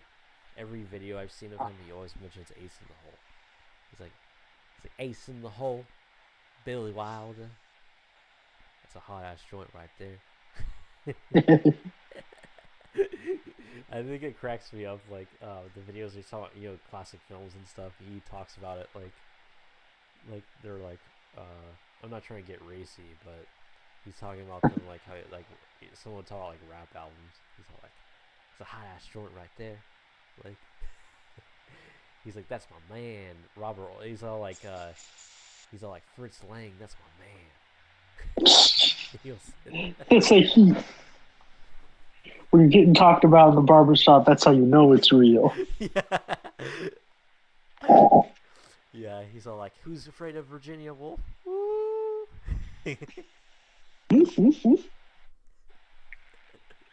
I watched that recently too. That's a really great movie. I've never seen that before. Have you seen Who's Afraid of Virginia Woolf? That's on my list of movies to watch. I have not seen it though. Great performance movie. And also too, like those movies had such great performances that like these these upcoming Zoomer young millennial actors that earn everything now, the ones that are beloved by people, they do not even hold a candle or whatever the terminology is up to any of these any of these people. No, and all of these people had to be like, had to learn how to sing, they had to dance, they had to fucking, they had to be an actor. I'm sorry. They all had to be mid-Atlantic, they all had to be transatlantic. I'm sorry, Timothy Chalamet and Jenna Ortega. You're not as good as Richard Burton and Elizabeth Taylor. I'm sorry, Florence Pugh, you will never be Lauren Bacall. Yeah. Yeah, and I'm sorry, Sydney Sweeney. You'll never be good as...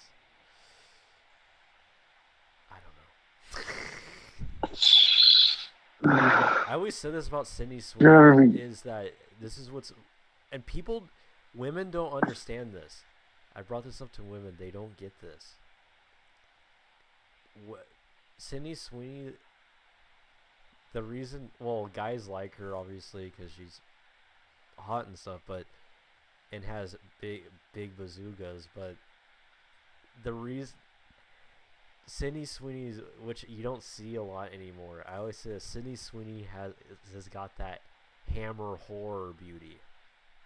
She could have easily like been in those like hammer horror movies, the big bazookas and stuff, and like she's got that look, that like or those chicks they always had in those like those like BC movies and stuff, and like she's got that like look that you don't see that often Yeah, she's anymore. a buxom blonde shell. Yeah. Buxom bombshell. You don't I see think that. also straight women hate Sydney Sweeney because she makes cars. And that's like such a like stereotypical like way for like a girl to ingratiate themselves to be like a guy's girl. But like it works, man. Like she understands the assignment. Yeah, and yeah, I'm just saying that that's why I tell like they don't understand. Like that's something I've noticed is that that's what makes her stand out because Hmm. I was like you don't really see you just don't see a lot of especially like actresses and stuff. You don't really see a lot with that look like that anymore because a lot of times Hmm. they avoid um even like models and stuff. They kind of avoid women that are like bombshells. They don't want to get intimidated. They want uh they like they like to stick to the anorexia. They like to stick to it's a lot safer. I'm not saying Buccal that fat removal. yeah, buccal fat removal. Yeah. That's what they like to stick to. They don't the bombshells intimidate them. Yeah, it's kind of like uh I remember even though she was regarded as beautiful and stuff. Even when I remember when Kate Upton was a thing a long time ago. I remember women saying that they're like, oh, like who is she? Like, because she's like a bomb, like blonde type. They're like, oh, who the fuck is she or whatever. And like, yes, women don't like the bombshells. You're your enemy number one. You're a bombshell. Hmm. Yeah, but uh yeah, the Hammer horror movies have the most those Hammer movies have the most beautiful women ever. Raquel Welch, Ingrid Pitt. Carolyn Monroe. Yep, Carolyn Monroe, Kate O'Mara. Yeah. I think Nick Drake, Nick Drake, the folk singer who died really young, Yeah. Pink Moon, stuff like. He had like a hot sister who was like a busty British '70s sci-fi lady. That must have sucked for him. And no one listens to my music, and everybody's just waking up to my hot sister. Yeah, you had a hot sister. Yeah, those are I man, I would do anything for those women. Fucking uh yeah, I remember a while back I watched the Vampire Lovers with Ingrid Pitt and man, that movie that that I had a hard time. I had a hard time watching that movie just because, um, you know, I had to keep pausing it, keep. It's like how am I gonna get through this movie? Gooning. Yeah, but that's a really good movie. Those are some good movies. Everybody in those Hammer movies is named Paul. Yeah. It's Paul, always this the is my same friend Paul. locations. You can This tell is they my filmed in brother the same Paul. locations. Yeah, it's all filmed in the same mansion and the same tavern. It's always the same like forest. It's always the same. Like, hey, Frankenstein, I thought you were dead. It's like, I'm not dead. I'm going to set up. My name is. I'm not Frankenstein. I am Frank Stein. I'm Doctor Stein. Like, Yeah, no, you're actually Frankenstein. it's always Now help me bring this. like in the movie Doctor Frankenstein will get his head decapitated, but then the next movie Mhm. he's all like, "I thought you were dead." It's like, no, I just had it sewed on by my good friend. I put my brain into an exact replica. Yeah, isn't there one where he makes an exact replica of himself and then he Yes, like puts his brain into it? yeah. That is amazing. I guess it's not as they're not as ridiculous as I the can't movie. believe the Universal Dark Universe movies never panned out because they could make a whole ton of fucking Dude, I'm Frankenstein kind of movies. mad. I'm kind of sad those didn't pan out. I actually wanted to see like Ansel Elgort as Hunchback of Notre Dame. Yeah. I want to see action versions of all these movies. So bad. Ah, ah, ah! That trailer without the music Yeah. leaked. That was one of the funniest days on the internet. Ah, ah, Yeah. ah! Holy shit. Yeah. Oh my god. At least Tom Cruise did well for himself with Top Gun. But yeah, I'm so sad those movies didn't pan out. Remember they tried to with like the Invisible Man, but remember before the That made Mummy like money on was Dracula streaming. Untold, but I guess it remains untold. Yeah, there was a bunch of weird ones in the early aughts. There was Max Landis's Victor Frankenstein. There was I Frankenstein, I think. Yeah. There was a Wolfman with Oh what's his yeah, name? Benicio del Toro Wolfman. Yeah, yeah. I used to have that movie, I think, but like it was one of those I Uh, got and like never watched it when I was like 13 or something, and then I just sold it for like $1 at who's a that guy from Dracula Untold? He's like not Orlando Bloom. Yeah. He was in and he was like in the Hobbit movies, so like they kind of like directly addressed the fact that he's not Orlando Bloom. Wow, what's that He's also guy's in like, name? and he's in like the Disney. He's Luke like Evans. Gaston. Luke Luke Evans. Evans. That's such a generic name for a generic guy. Generic Luke face. Evans. He Just looks. generic British guy. Oh, there's pictures of him where he's like posing shirtless. Like he looks like a handsome guy made an Yeah, algorithm, exactly. made an AI handsome guy. Errol Flynn generated. We need a dashing hero for a fantasy flick. We need a God, those Hobbit movies. They don't make, you know what movies Ass. they don't make anymore, which they gave it up on because they don't make money, is like the fantasy action, like I especially love like the fairy the ones tale ones. they used to do a lot of them like public domain fantasy. There used to be so many fucking Robin Hood and King Arthur movies. You remember that And Guy Tarzan Ritchie's movie? King Arthur. Remember that Tarzan Oh, movie? yeah, there's a And live with action Sam Jackson in Tarzan. it. It has, Oh my dude, god. that was actually There's a also funny like a bad CGI Tarzan That was that actually came a out that funny nobody bad watched. movie. Oh my Uh, god. Never saw that. it was actually funny bad. It was making me laugh. Like there's the funny scene where Sam Jackson falls, and they're like in the jungle. They're like up somewhere really high. I don't remember. And he falls out. Sam Jackson's like falling. They're like ah. And they got him to do it, and he lands. He like lands. He's saved. He lands perfectly somewhere. But it's Sam Jackson falling for a long time. CGI Sam Jackson falling. And you hear Sam Jackson going ah. Oh my god. Kind of like Mason Nah, Mendez when man, he's yelling. God. It's kind of like that. No, that's a dying art. The fucking like public domain literature adaptation. Or made like epic. Like epic King Arthur, epic Russell Crowe, Robin Hood. Robin Hood. That Ridley Sherlock Scott Robin Holmes. Hood. Yeah. You're always getting either Ridley Scott or Guy Ritchie to make these fucking like the Sherlock Holmes and fucking Yeah. Dracula Untold. It was a movie I completely forgot about that I even watched. Because I saw it on popped up the other day on Tubi. I saw it in the theaters. I don't even remember anything about it. Was Season of the Witch with Nicolas Cage. Oh my god. No, I I've saw never that in seen the that. theaters. I do not remember anything about it. I completely forgot I even watched that movie a long time ago.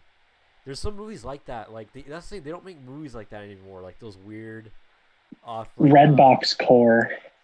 There was another. That's movie. how I watched a lot of disposable movies as a kid. Was Redbox. Yeah. Prince of Persia. Yeah. There's also that movie I saw as a kid in the theaters. I still to this day do not know the name of it. It's this movie with like dragons. There's like dragons. Dragon Wars. Was it Dragon Wars? It might have been that. Okay, yeah, because I watched a dragon. Yeah, there's like two. So I remember the movie. Okay, does the movie start where like Yeah, Dragon. there's like Dragon something. Wars. It's on Tubi. Dragon Wars, Yeah, D yeah, War, yeah, yeah. I watched this 2007. on D-War. I watched this as a kid on Redbox. There was like there's like the movie has like five flashbacks at the beginning. 'Cause there's like some incident with the dragon. The guy remembers being a kid, meeting an It's old on Tubi. Chinese guy I who should watch tells it him the later. story of young lovers who like sacrificed themselves and became reborn as dragons. And then he like fakes having a heart attack, and then the guy remembers it because he's like a journal. Yeah, I remember that movie. Yeah, There was like the villain was like Baragi or something like that. Baragi, Baragi. That was a shit fucking movie. Oh my yeah. god, I it don't remember was anything so about it. boring. I There was like remember no dragons in I it. remember thinking the chick was hot, and that was it. That's all I remember. And Oh they made yeah, there was like jokes. a hot Japanese chick or They made something. jokes. They did the thing where they're like, "Oh, she's a hot chick." Yeah, isn't there like a sassy black best friend that just like dies right away? Just gets like roasted up. Yeah, and they did. Yeah, I was saying they did the thing where it's like, "Oh, she's hot. Oh, she's nervous to talk to this hot girl." Like Transformers did that. It's like, Oh "Oh, my god, she's yeah. so intimidated." Yeah. Well, pheromone levels suggest he wants to mate with the I should watch that later. It's on human. Tubi. I need to watch. Dragon Wars. Yeah. Yeah. Yeah, I've actually been kind of getting nostalgia for those like movies like that, like just that like era of like movies. Uh but the whole Dark Universe thing, that all started with fucking the Brendan Fraser mummy movies. Like Yeah, there was like the 90s kind of had a proto oh, it was Van revival of the Helsing. Hammer, or Van Helsing. not the Hammer. Yep, and then there's also the Coppola Dracula and the Brana Frankenstein. There was a Wolfman with Jack Nicholson. Yeah, Wolf. Yeah, that was. Yeah, but yeah, the '90s had that. But I was talking like the Universal, the Mummy was the Mhm. first one where they're trying to make their property an action movie or whatever. Yep, And and yeah, I remember Indiana Jones. we talked about on this channel a long time ago those movies, and yeah, those are some people. I think I've never really liked the Mummy movies. I know people have like nostalgia for them, but they're those movies. Whenever I think of the Mummy movies, I always think of who liked them a lot was my mom's friend. They always liked those. They liked Brendan Fraser movies. They always watched those movies, and whenever I think of those movies, I think of that meme, the dirty crack house watching on a webcam. Because Right. that's what that house was, and they would watch the Mummy movies. They liked Like that a kid would watch on his laptop. Oh my god, yeah. Right. it's so funny because I remember a couple houses going to a couple houses as a kid I like saw that, that movie on exactly boxes. like that. And I remember. there was my mom had a friend who was normal. They had a normal house, squeaky clean family and stuff, but her husband would always pirate movies online and have them on discs, and they were always like shitty webcam rip, like fucking weird, like, but it was always like weird movies. Like I was saying, like Dragon Wars, they would be watching like Dragon Wars. They like the Fast and Furious, they would be watching rips of Fast and Furious and stuff. And yeah, it was just so funny. Like I remember having memories like that. I kind of miss the early like bootleg days and stuff, like the watching legal movies. They would just have them on a disc. No, we had like a shit ton of weird shit on VHS. My mom ordered like a ton of these like family home media videos. We just had like a shit ton of them from this like same distribution company. And there was like weird cartoon movies, weird live action movies. They all had like quizzicals on the back to like ask about what you learned from the movie. Oh yeah, I There, remember those. Yeah. there's like this movie called like Picture Perfect, where they're Okay. like trying to win a house. Hmm. these movies where there's like rabbit. There's like a cartoon movie with rabbits. Uh, there's like a there's like a rabbit who no, he's like a dog that lives with a family of rabbits. There was two of them. In the sequel, there was like a guy on a motorcycle. There's shitty movies, shitty fucking movies.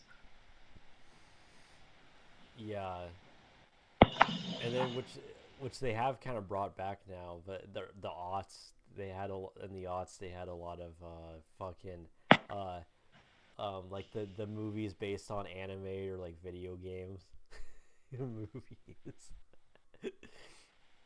Like Dragon Ball Evolution. That's definitely a perfect webcam rip in a crack house movie. Dragon Ball Evolution. Um, And like they had like movies I never even heard of. Like they made like a Dead or Alive movie. They made like the Tekken. There's the Tekken movie, I think. God, how did The Street Fighter, Legend of Chun Li, or whatever. Oh my god, I've seen the original Street Fighter with Van Damme. That shit's hilarious. I love how like the protagonists are like the UN or something. Yeah, It's got these like weird like it's got these like weird like '90s geopolitics where it's like woke foreign interventionalism. It's like we're just like liberators. We're like liberating some like Eastern European fascist guy, Raul Julia, just trying to fight off ass cancer. but you know what's funny is they like I was saying those movies they made they brought that back now and like it's just with the anime like it's funny they did the One Piece show or whatever and that's actually like doing well like Yeah, people are yeah. liking it and it's funny because back then they tried a lot of this stuff but people just did not get into it but they made the And no one Cowboy would go Bebop buy. show, which was a complete failure. But the thing is, Cowboy Bebop's a bit different. That fan base and stuff, that's very dedicated. That's a very like sacred cow, and it's kind of a different audience. It's not like a audience that just eats up like like action slop, where you can just throw anything in front of them, they'll eat it up, like and so yeah, it's kind of like making a like the Cowboy Bebop thing. That's kind of like it's kind of the same thing as like making a reboot of The Sopranos with different actors. It's kind of the same thing. It's like yeah, it's not that's a sacred like cow or whatever. You're not you can't just mess with that or whatever. It's not like doing a like to the One Piece thing. It's the same thing as like like a Marvel show or whatever. Not to like downplay One Piece, but yeah, it's a different like audience. Very prestige anime, Yeah, and it looks fucking nostalgia critic. Fucking, it's funny, yeah, because Jesus Sutaku and To Boldly Flee is the kid dressed cosplays as the kid in Cowboy Bebop, and then that first clip from that Netflix Cowboy Bebop was of like that kid going like Spike Spiegel, I've got a job for you, and people were joking like nostalgia critic, I've got a movie for you to review. It's like basically the like quality of that fucking adaptations, what it looked like. yeah, yeah. Avatar show looks like shit. It's funny I said about People are Sopranos like reboot. shocked by You know that in 50 years from now, when like all those actors are dead, they're probably gonna do reboots of like Sopranos or like Breaking Bad. Like, like well just wait, they're gonna make a just wait for them to make a Many Saints of Newark spin-off show. yeah, That's holy shit, they got Buffalo 66 on Tubi. yeah. That's been on TV. That was on I need to see Last Unicorn. I Amazon got the Prime a long time ago too. Buffalo 66. Last Unicorn on my list. I love Rankin Bass. Yeah, I've actually never seen Last Unicorn. That's on Tubi. Oh, nice. I should pull it up sometime. Was there a Donna Summer movie? I've never seen this. That's going on. I have a lot of movies on my list. I just watched earlier today, which I've actually never seen before, which is kind of weird because I've seen all those movies from that time period. I watched Jawbreaker today, and I liked it. Very 1990, maybe the most 1999 movie ever made. In that. Yeah, that was like an era, like the kind of weird, in like the late '90s, early 2000s, like the kind of quirky, kind of weird. The comedies had kind of a weird premise or whatever. And they were all kind of filmed the same, like very colorful. Look, like the fashion is always very colorful, but it's not how people dress. Like it's all like they dress in like all green or all blue, and it's like Oh yeah, that was like really. Austin Powers was like that. yeah. That first Austin Powers really holds up. I think it's got a good I haven't production watched design. it in I haven't watched those movies in a long time. I've seen those Soundtrack. movies so many times as a kid. I got the soundtrack on CD. It's dope. Yeah. Have you watched the other ones recently? Like, or I watched like the original trilogy and well, not the original, that's just a the lot only of trilogy. trilogy. uh, I watched all three. They just kind of decline in quality with each one. Yeah. The there's I don't know if they're still gonna do a fourth one. The funny thing is, it would have to be like in the 90 in the 90s that they time travel. Exactly. That'd be funny though if they time travel. I actually it would be like so stupid. I remember when Vern Troyer died, someone I knew was like, "Oh, thank God! Now they can stop making all those Austin Powers movies." And this was in like 2018. Like, What? Goldmember came out in like 2004.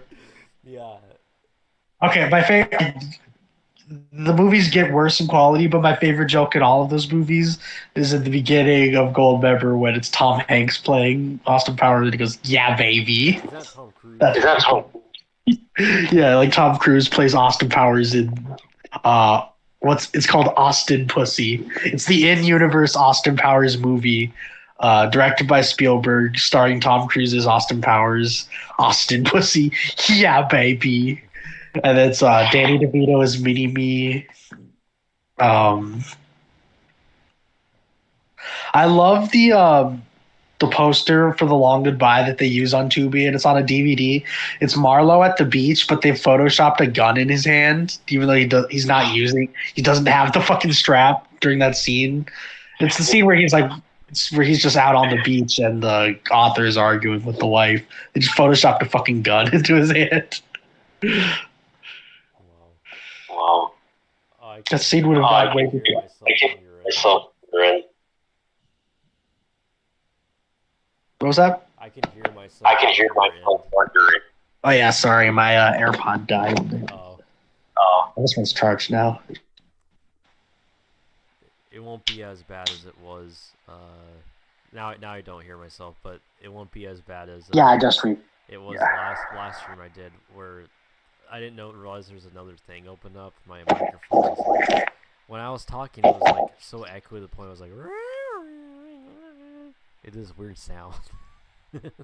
Yeah, I try not. Yeah, when I'm on like a stream with someone, I try not to let any leakage happen. But my AirPods died on me, so I had to wait for one to recharge. But yeah, it's funny when they do those photoshops like that. I also watched on Tubi last night, which it was not that great of a movie. It was fucking weird. Aerodol. Have you ever heard of Aerodol? No, is it like about a blow up call or Yeah, something?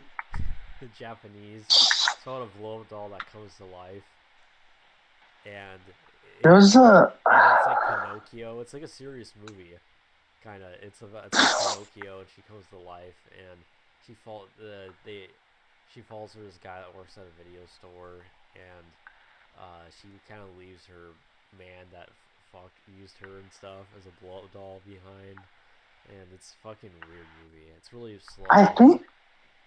Is this a foreign movie you said? Japanese. Maybe I think they must have maybe remade this movie because there was a movie recently about a girl who meets like a talking love doll that her ex boyfriend used.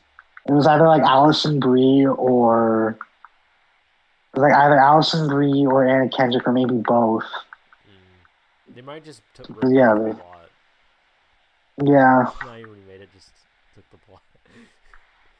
Yeah, because it's from like 15 years ago. So yeah. Who has like the dignity to be like, hey, that's my fuck doll movie? That one would just be like, ha, Yeah, like shut the up. Doll movie. I think it was commentary on like women, but specifically women in Japan being like used as objects and stuff. But it was just kind of like a weird like. I kind of got the message, but it was like I don't know. It was just I guess it was just like a really like slow movie and kind of boring. And it was just, like there wasn't really much to it. And for some reason, the end of the movie it turns into like a Takashi Miike movie. It becomes like violent for like Oh, no reason, and that's funny. yeah, I don't know. The Japanese make weird movies, like that anime movie by what's his name that came out a couple years ago or last year about the guy that turns into a chair and he's like talking. I've never heard of that. Yeah. It's like a romance film, but he turns into a chair. I don't know. You There's have strange ladies' bunch. butts farting on them. Okay, was there anything else we can talk about? Anything else? Anything? I don't know. I feel like I've said my piece. Long Goodbye, great movie. Goodbye. When your lover catches your eye, the nostalgia chick, her tits are thick with um alcohol.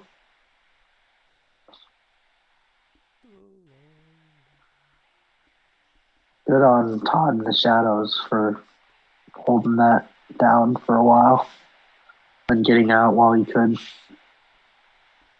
Remember that video? Remember when Lindsay Ellis did that movie, made her documentary, like the A word or whatever? Yeah, I'm not a Porsche. Remember the video somebody re-edited it where it's Doug reviewing it?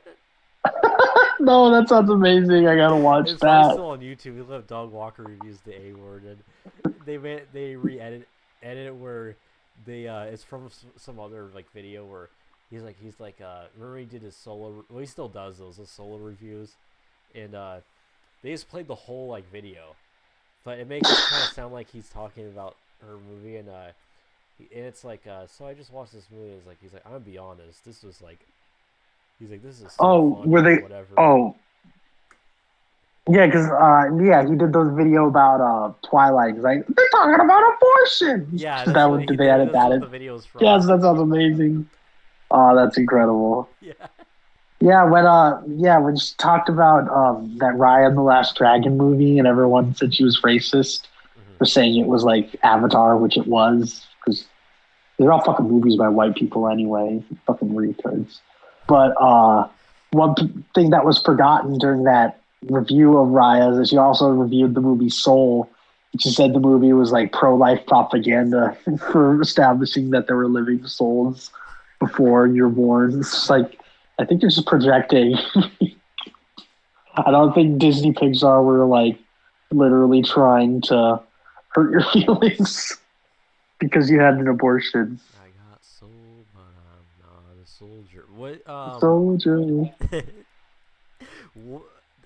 what is Pixar up to? I saw some like trailer for some movie that looked like I don't know what's going on. I haven't kept track of Pixar God, yeah. or Disney. Now they're just making their own movies without Pixar. Just like weird. There's some like CGI movie that popped up on YouTube I saw earlier. It's called like Wish. It looked like a PBS, like a modern like PBS kid show, like the character design and everything. That's what it reminded me of. It was so weird. I was like, this is a movie? What's up with these? They're washed. And then all the other studios are like chasing the like Spider-Verse. Came out last year. They're all just trying to like rip off. now they're just all trying to do like the choppy frame rate shit I to completely copy forgot the that Spider Verse Lightyear was a movies. thing. Oh my god, that was so crap. They took Buzz Lightyear and made it like Christopher Nolanified. They already had a perfect Buzz Lightyear cartoon show with Patrick Warburton. That shit was funny. They didn't Remember need a when fucking everybody was Wayne Knight played remember when Zurg. everybody was like saying that Buzz Lightyear, they're like, oh my god, guys, you won't believe it. Every day, I saw this every day, everywhere. He looks like he looks like a cop that turns off his police body cam. Yeah, exactly. This Buzz Lightyear would fucking cover his body cam. I saw it every day, and people thought it was the That was funniest so thing funny. ever. Like saying that, repeating that. He looks like he turns off his police body cam. I love how they like kept trying, like the marketing for that movie. They kept trying to like reiterate the premise that like this is the in-universe Buzz Lightyear movie that was playing in the Toy Story universe, even though it doesn't really look anything like. So, like the toys are a spin-off of that movie. Why do the toys look nothing like the spin-off? They had the Buzz Lightyear TV show.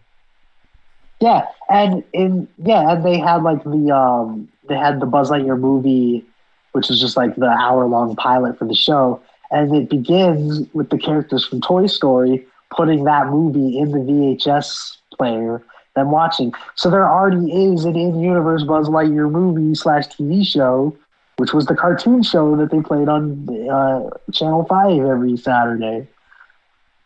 Fucking idiots! You don't know dick about Buzz Lightyear. The show was great. They had Wayne Knight as Zurg, Patrick. They had Putty as Buzz Lightyear. Yeah. Um. I think Andy Dick was in it. Yeah. Was he? Yeah, I think he was. He plays XR. Andy Dix is too busy being a menace to society on live streams, IRL streams.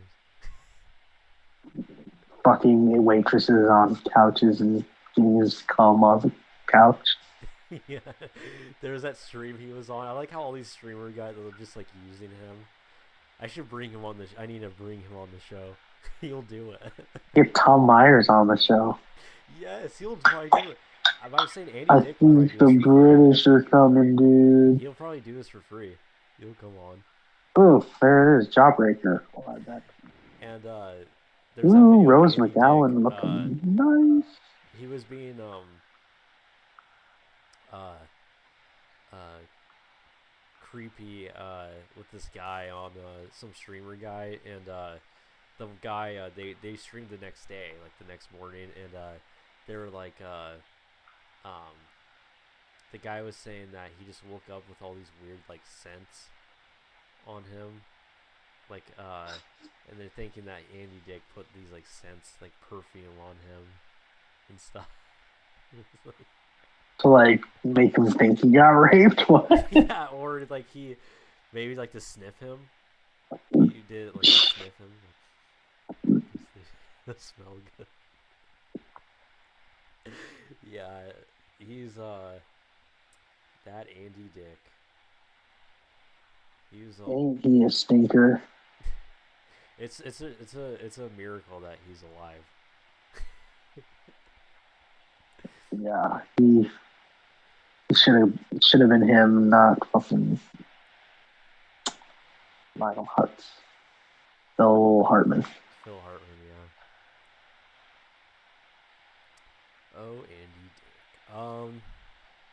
But anyways, I think I've ran out of things to talk about. Yeah, I think I'm ready to turn it in. Yeah. But this was a great talk. Oh yeah, definitely. Great stroll back out in the memory lane of the brave new frontier of internet content. Yeah. Yep. And yeah, that's all. That era is completely done for. It's gone. James Rolfe has kind of. Lindsay Ellis, baby girl. James Rolfe has I'm waiting for you. Lindsay Ellis, if you're watching, I mean every word I said. I love you so much. I could treat you good, baby. I got Phantom of the Opera on vinyl, the original soundtrack album. I live right next door to a fucking liquor store. All the wine in the world. Let's get on with this big romance thing. Lindsay Ellis. And I've said my piece. Thank Okay. you, Ash, for having me on your show. Yep. All right. Good night, America. Good night, America. All right. I am ending the stream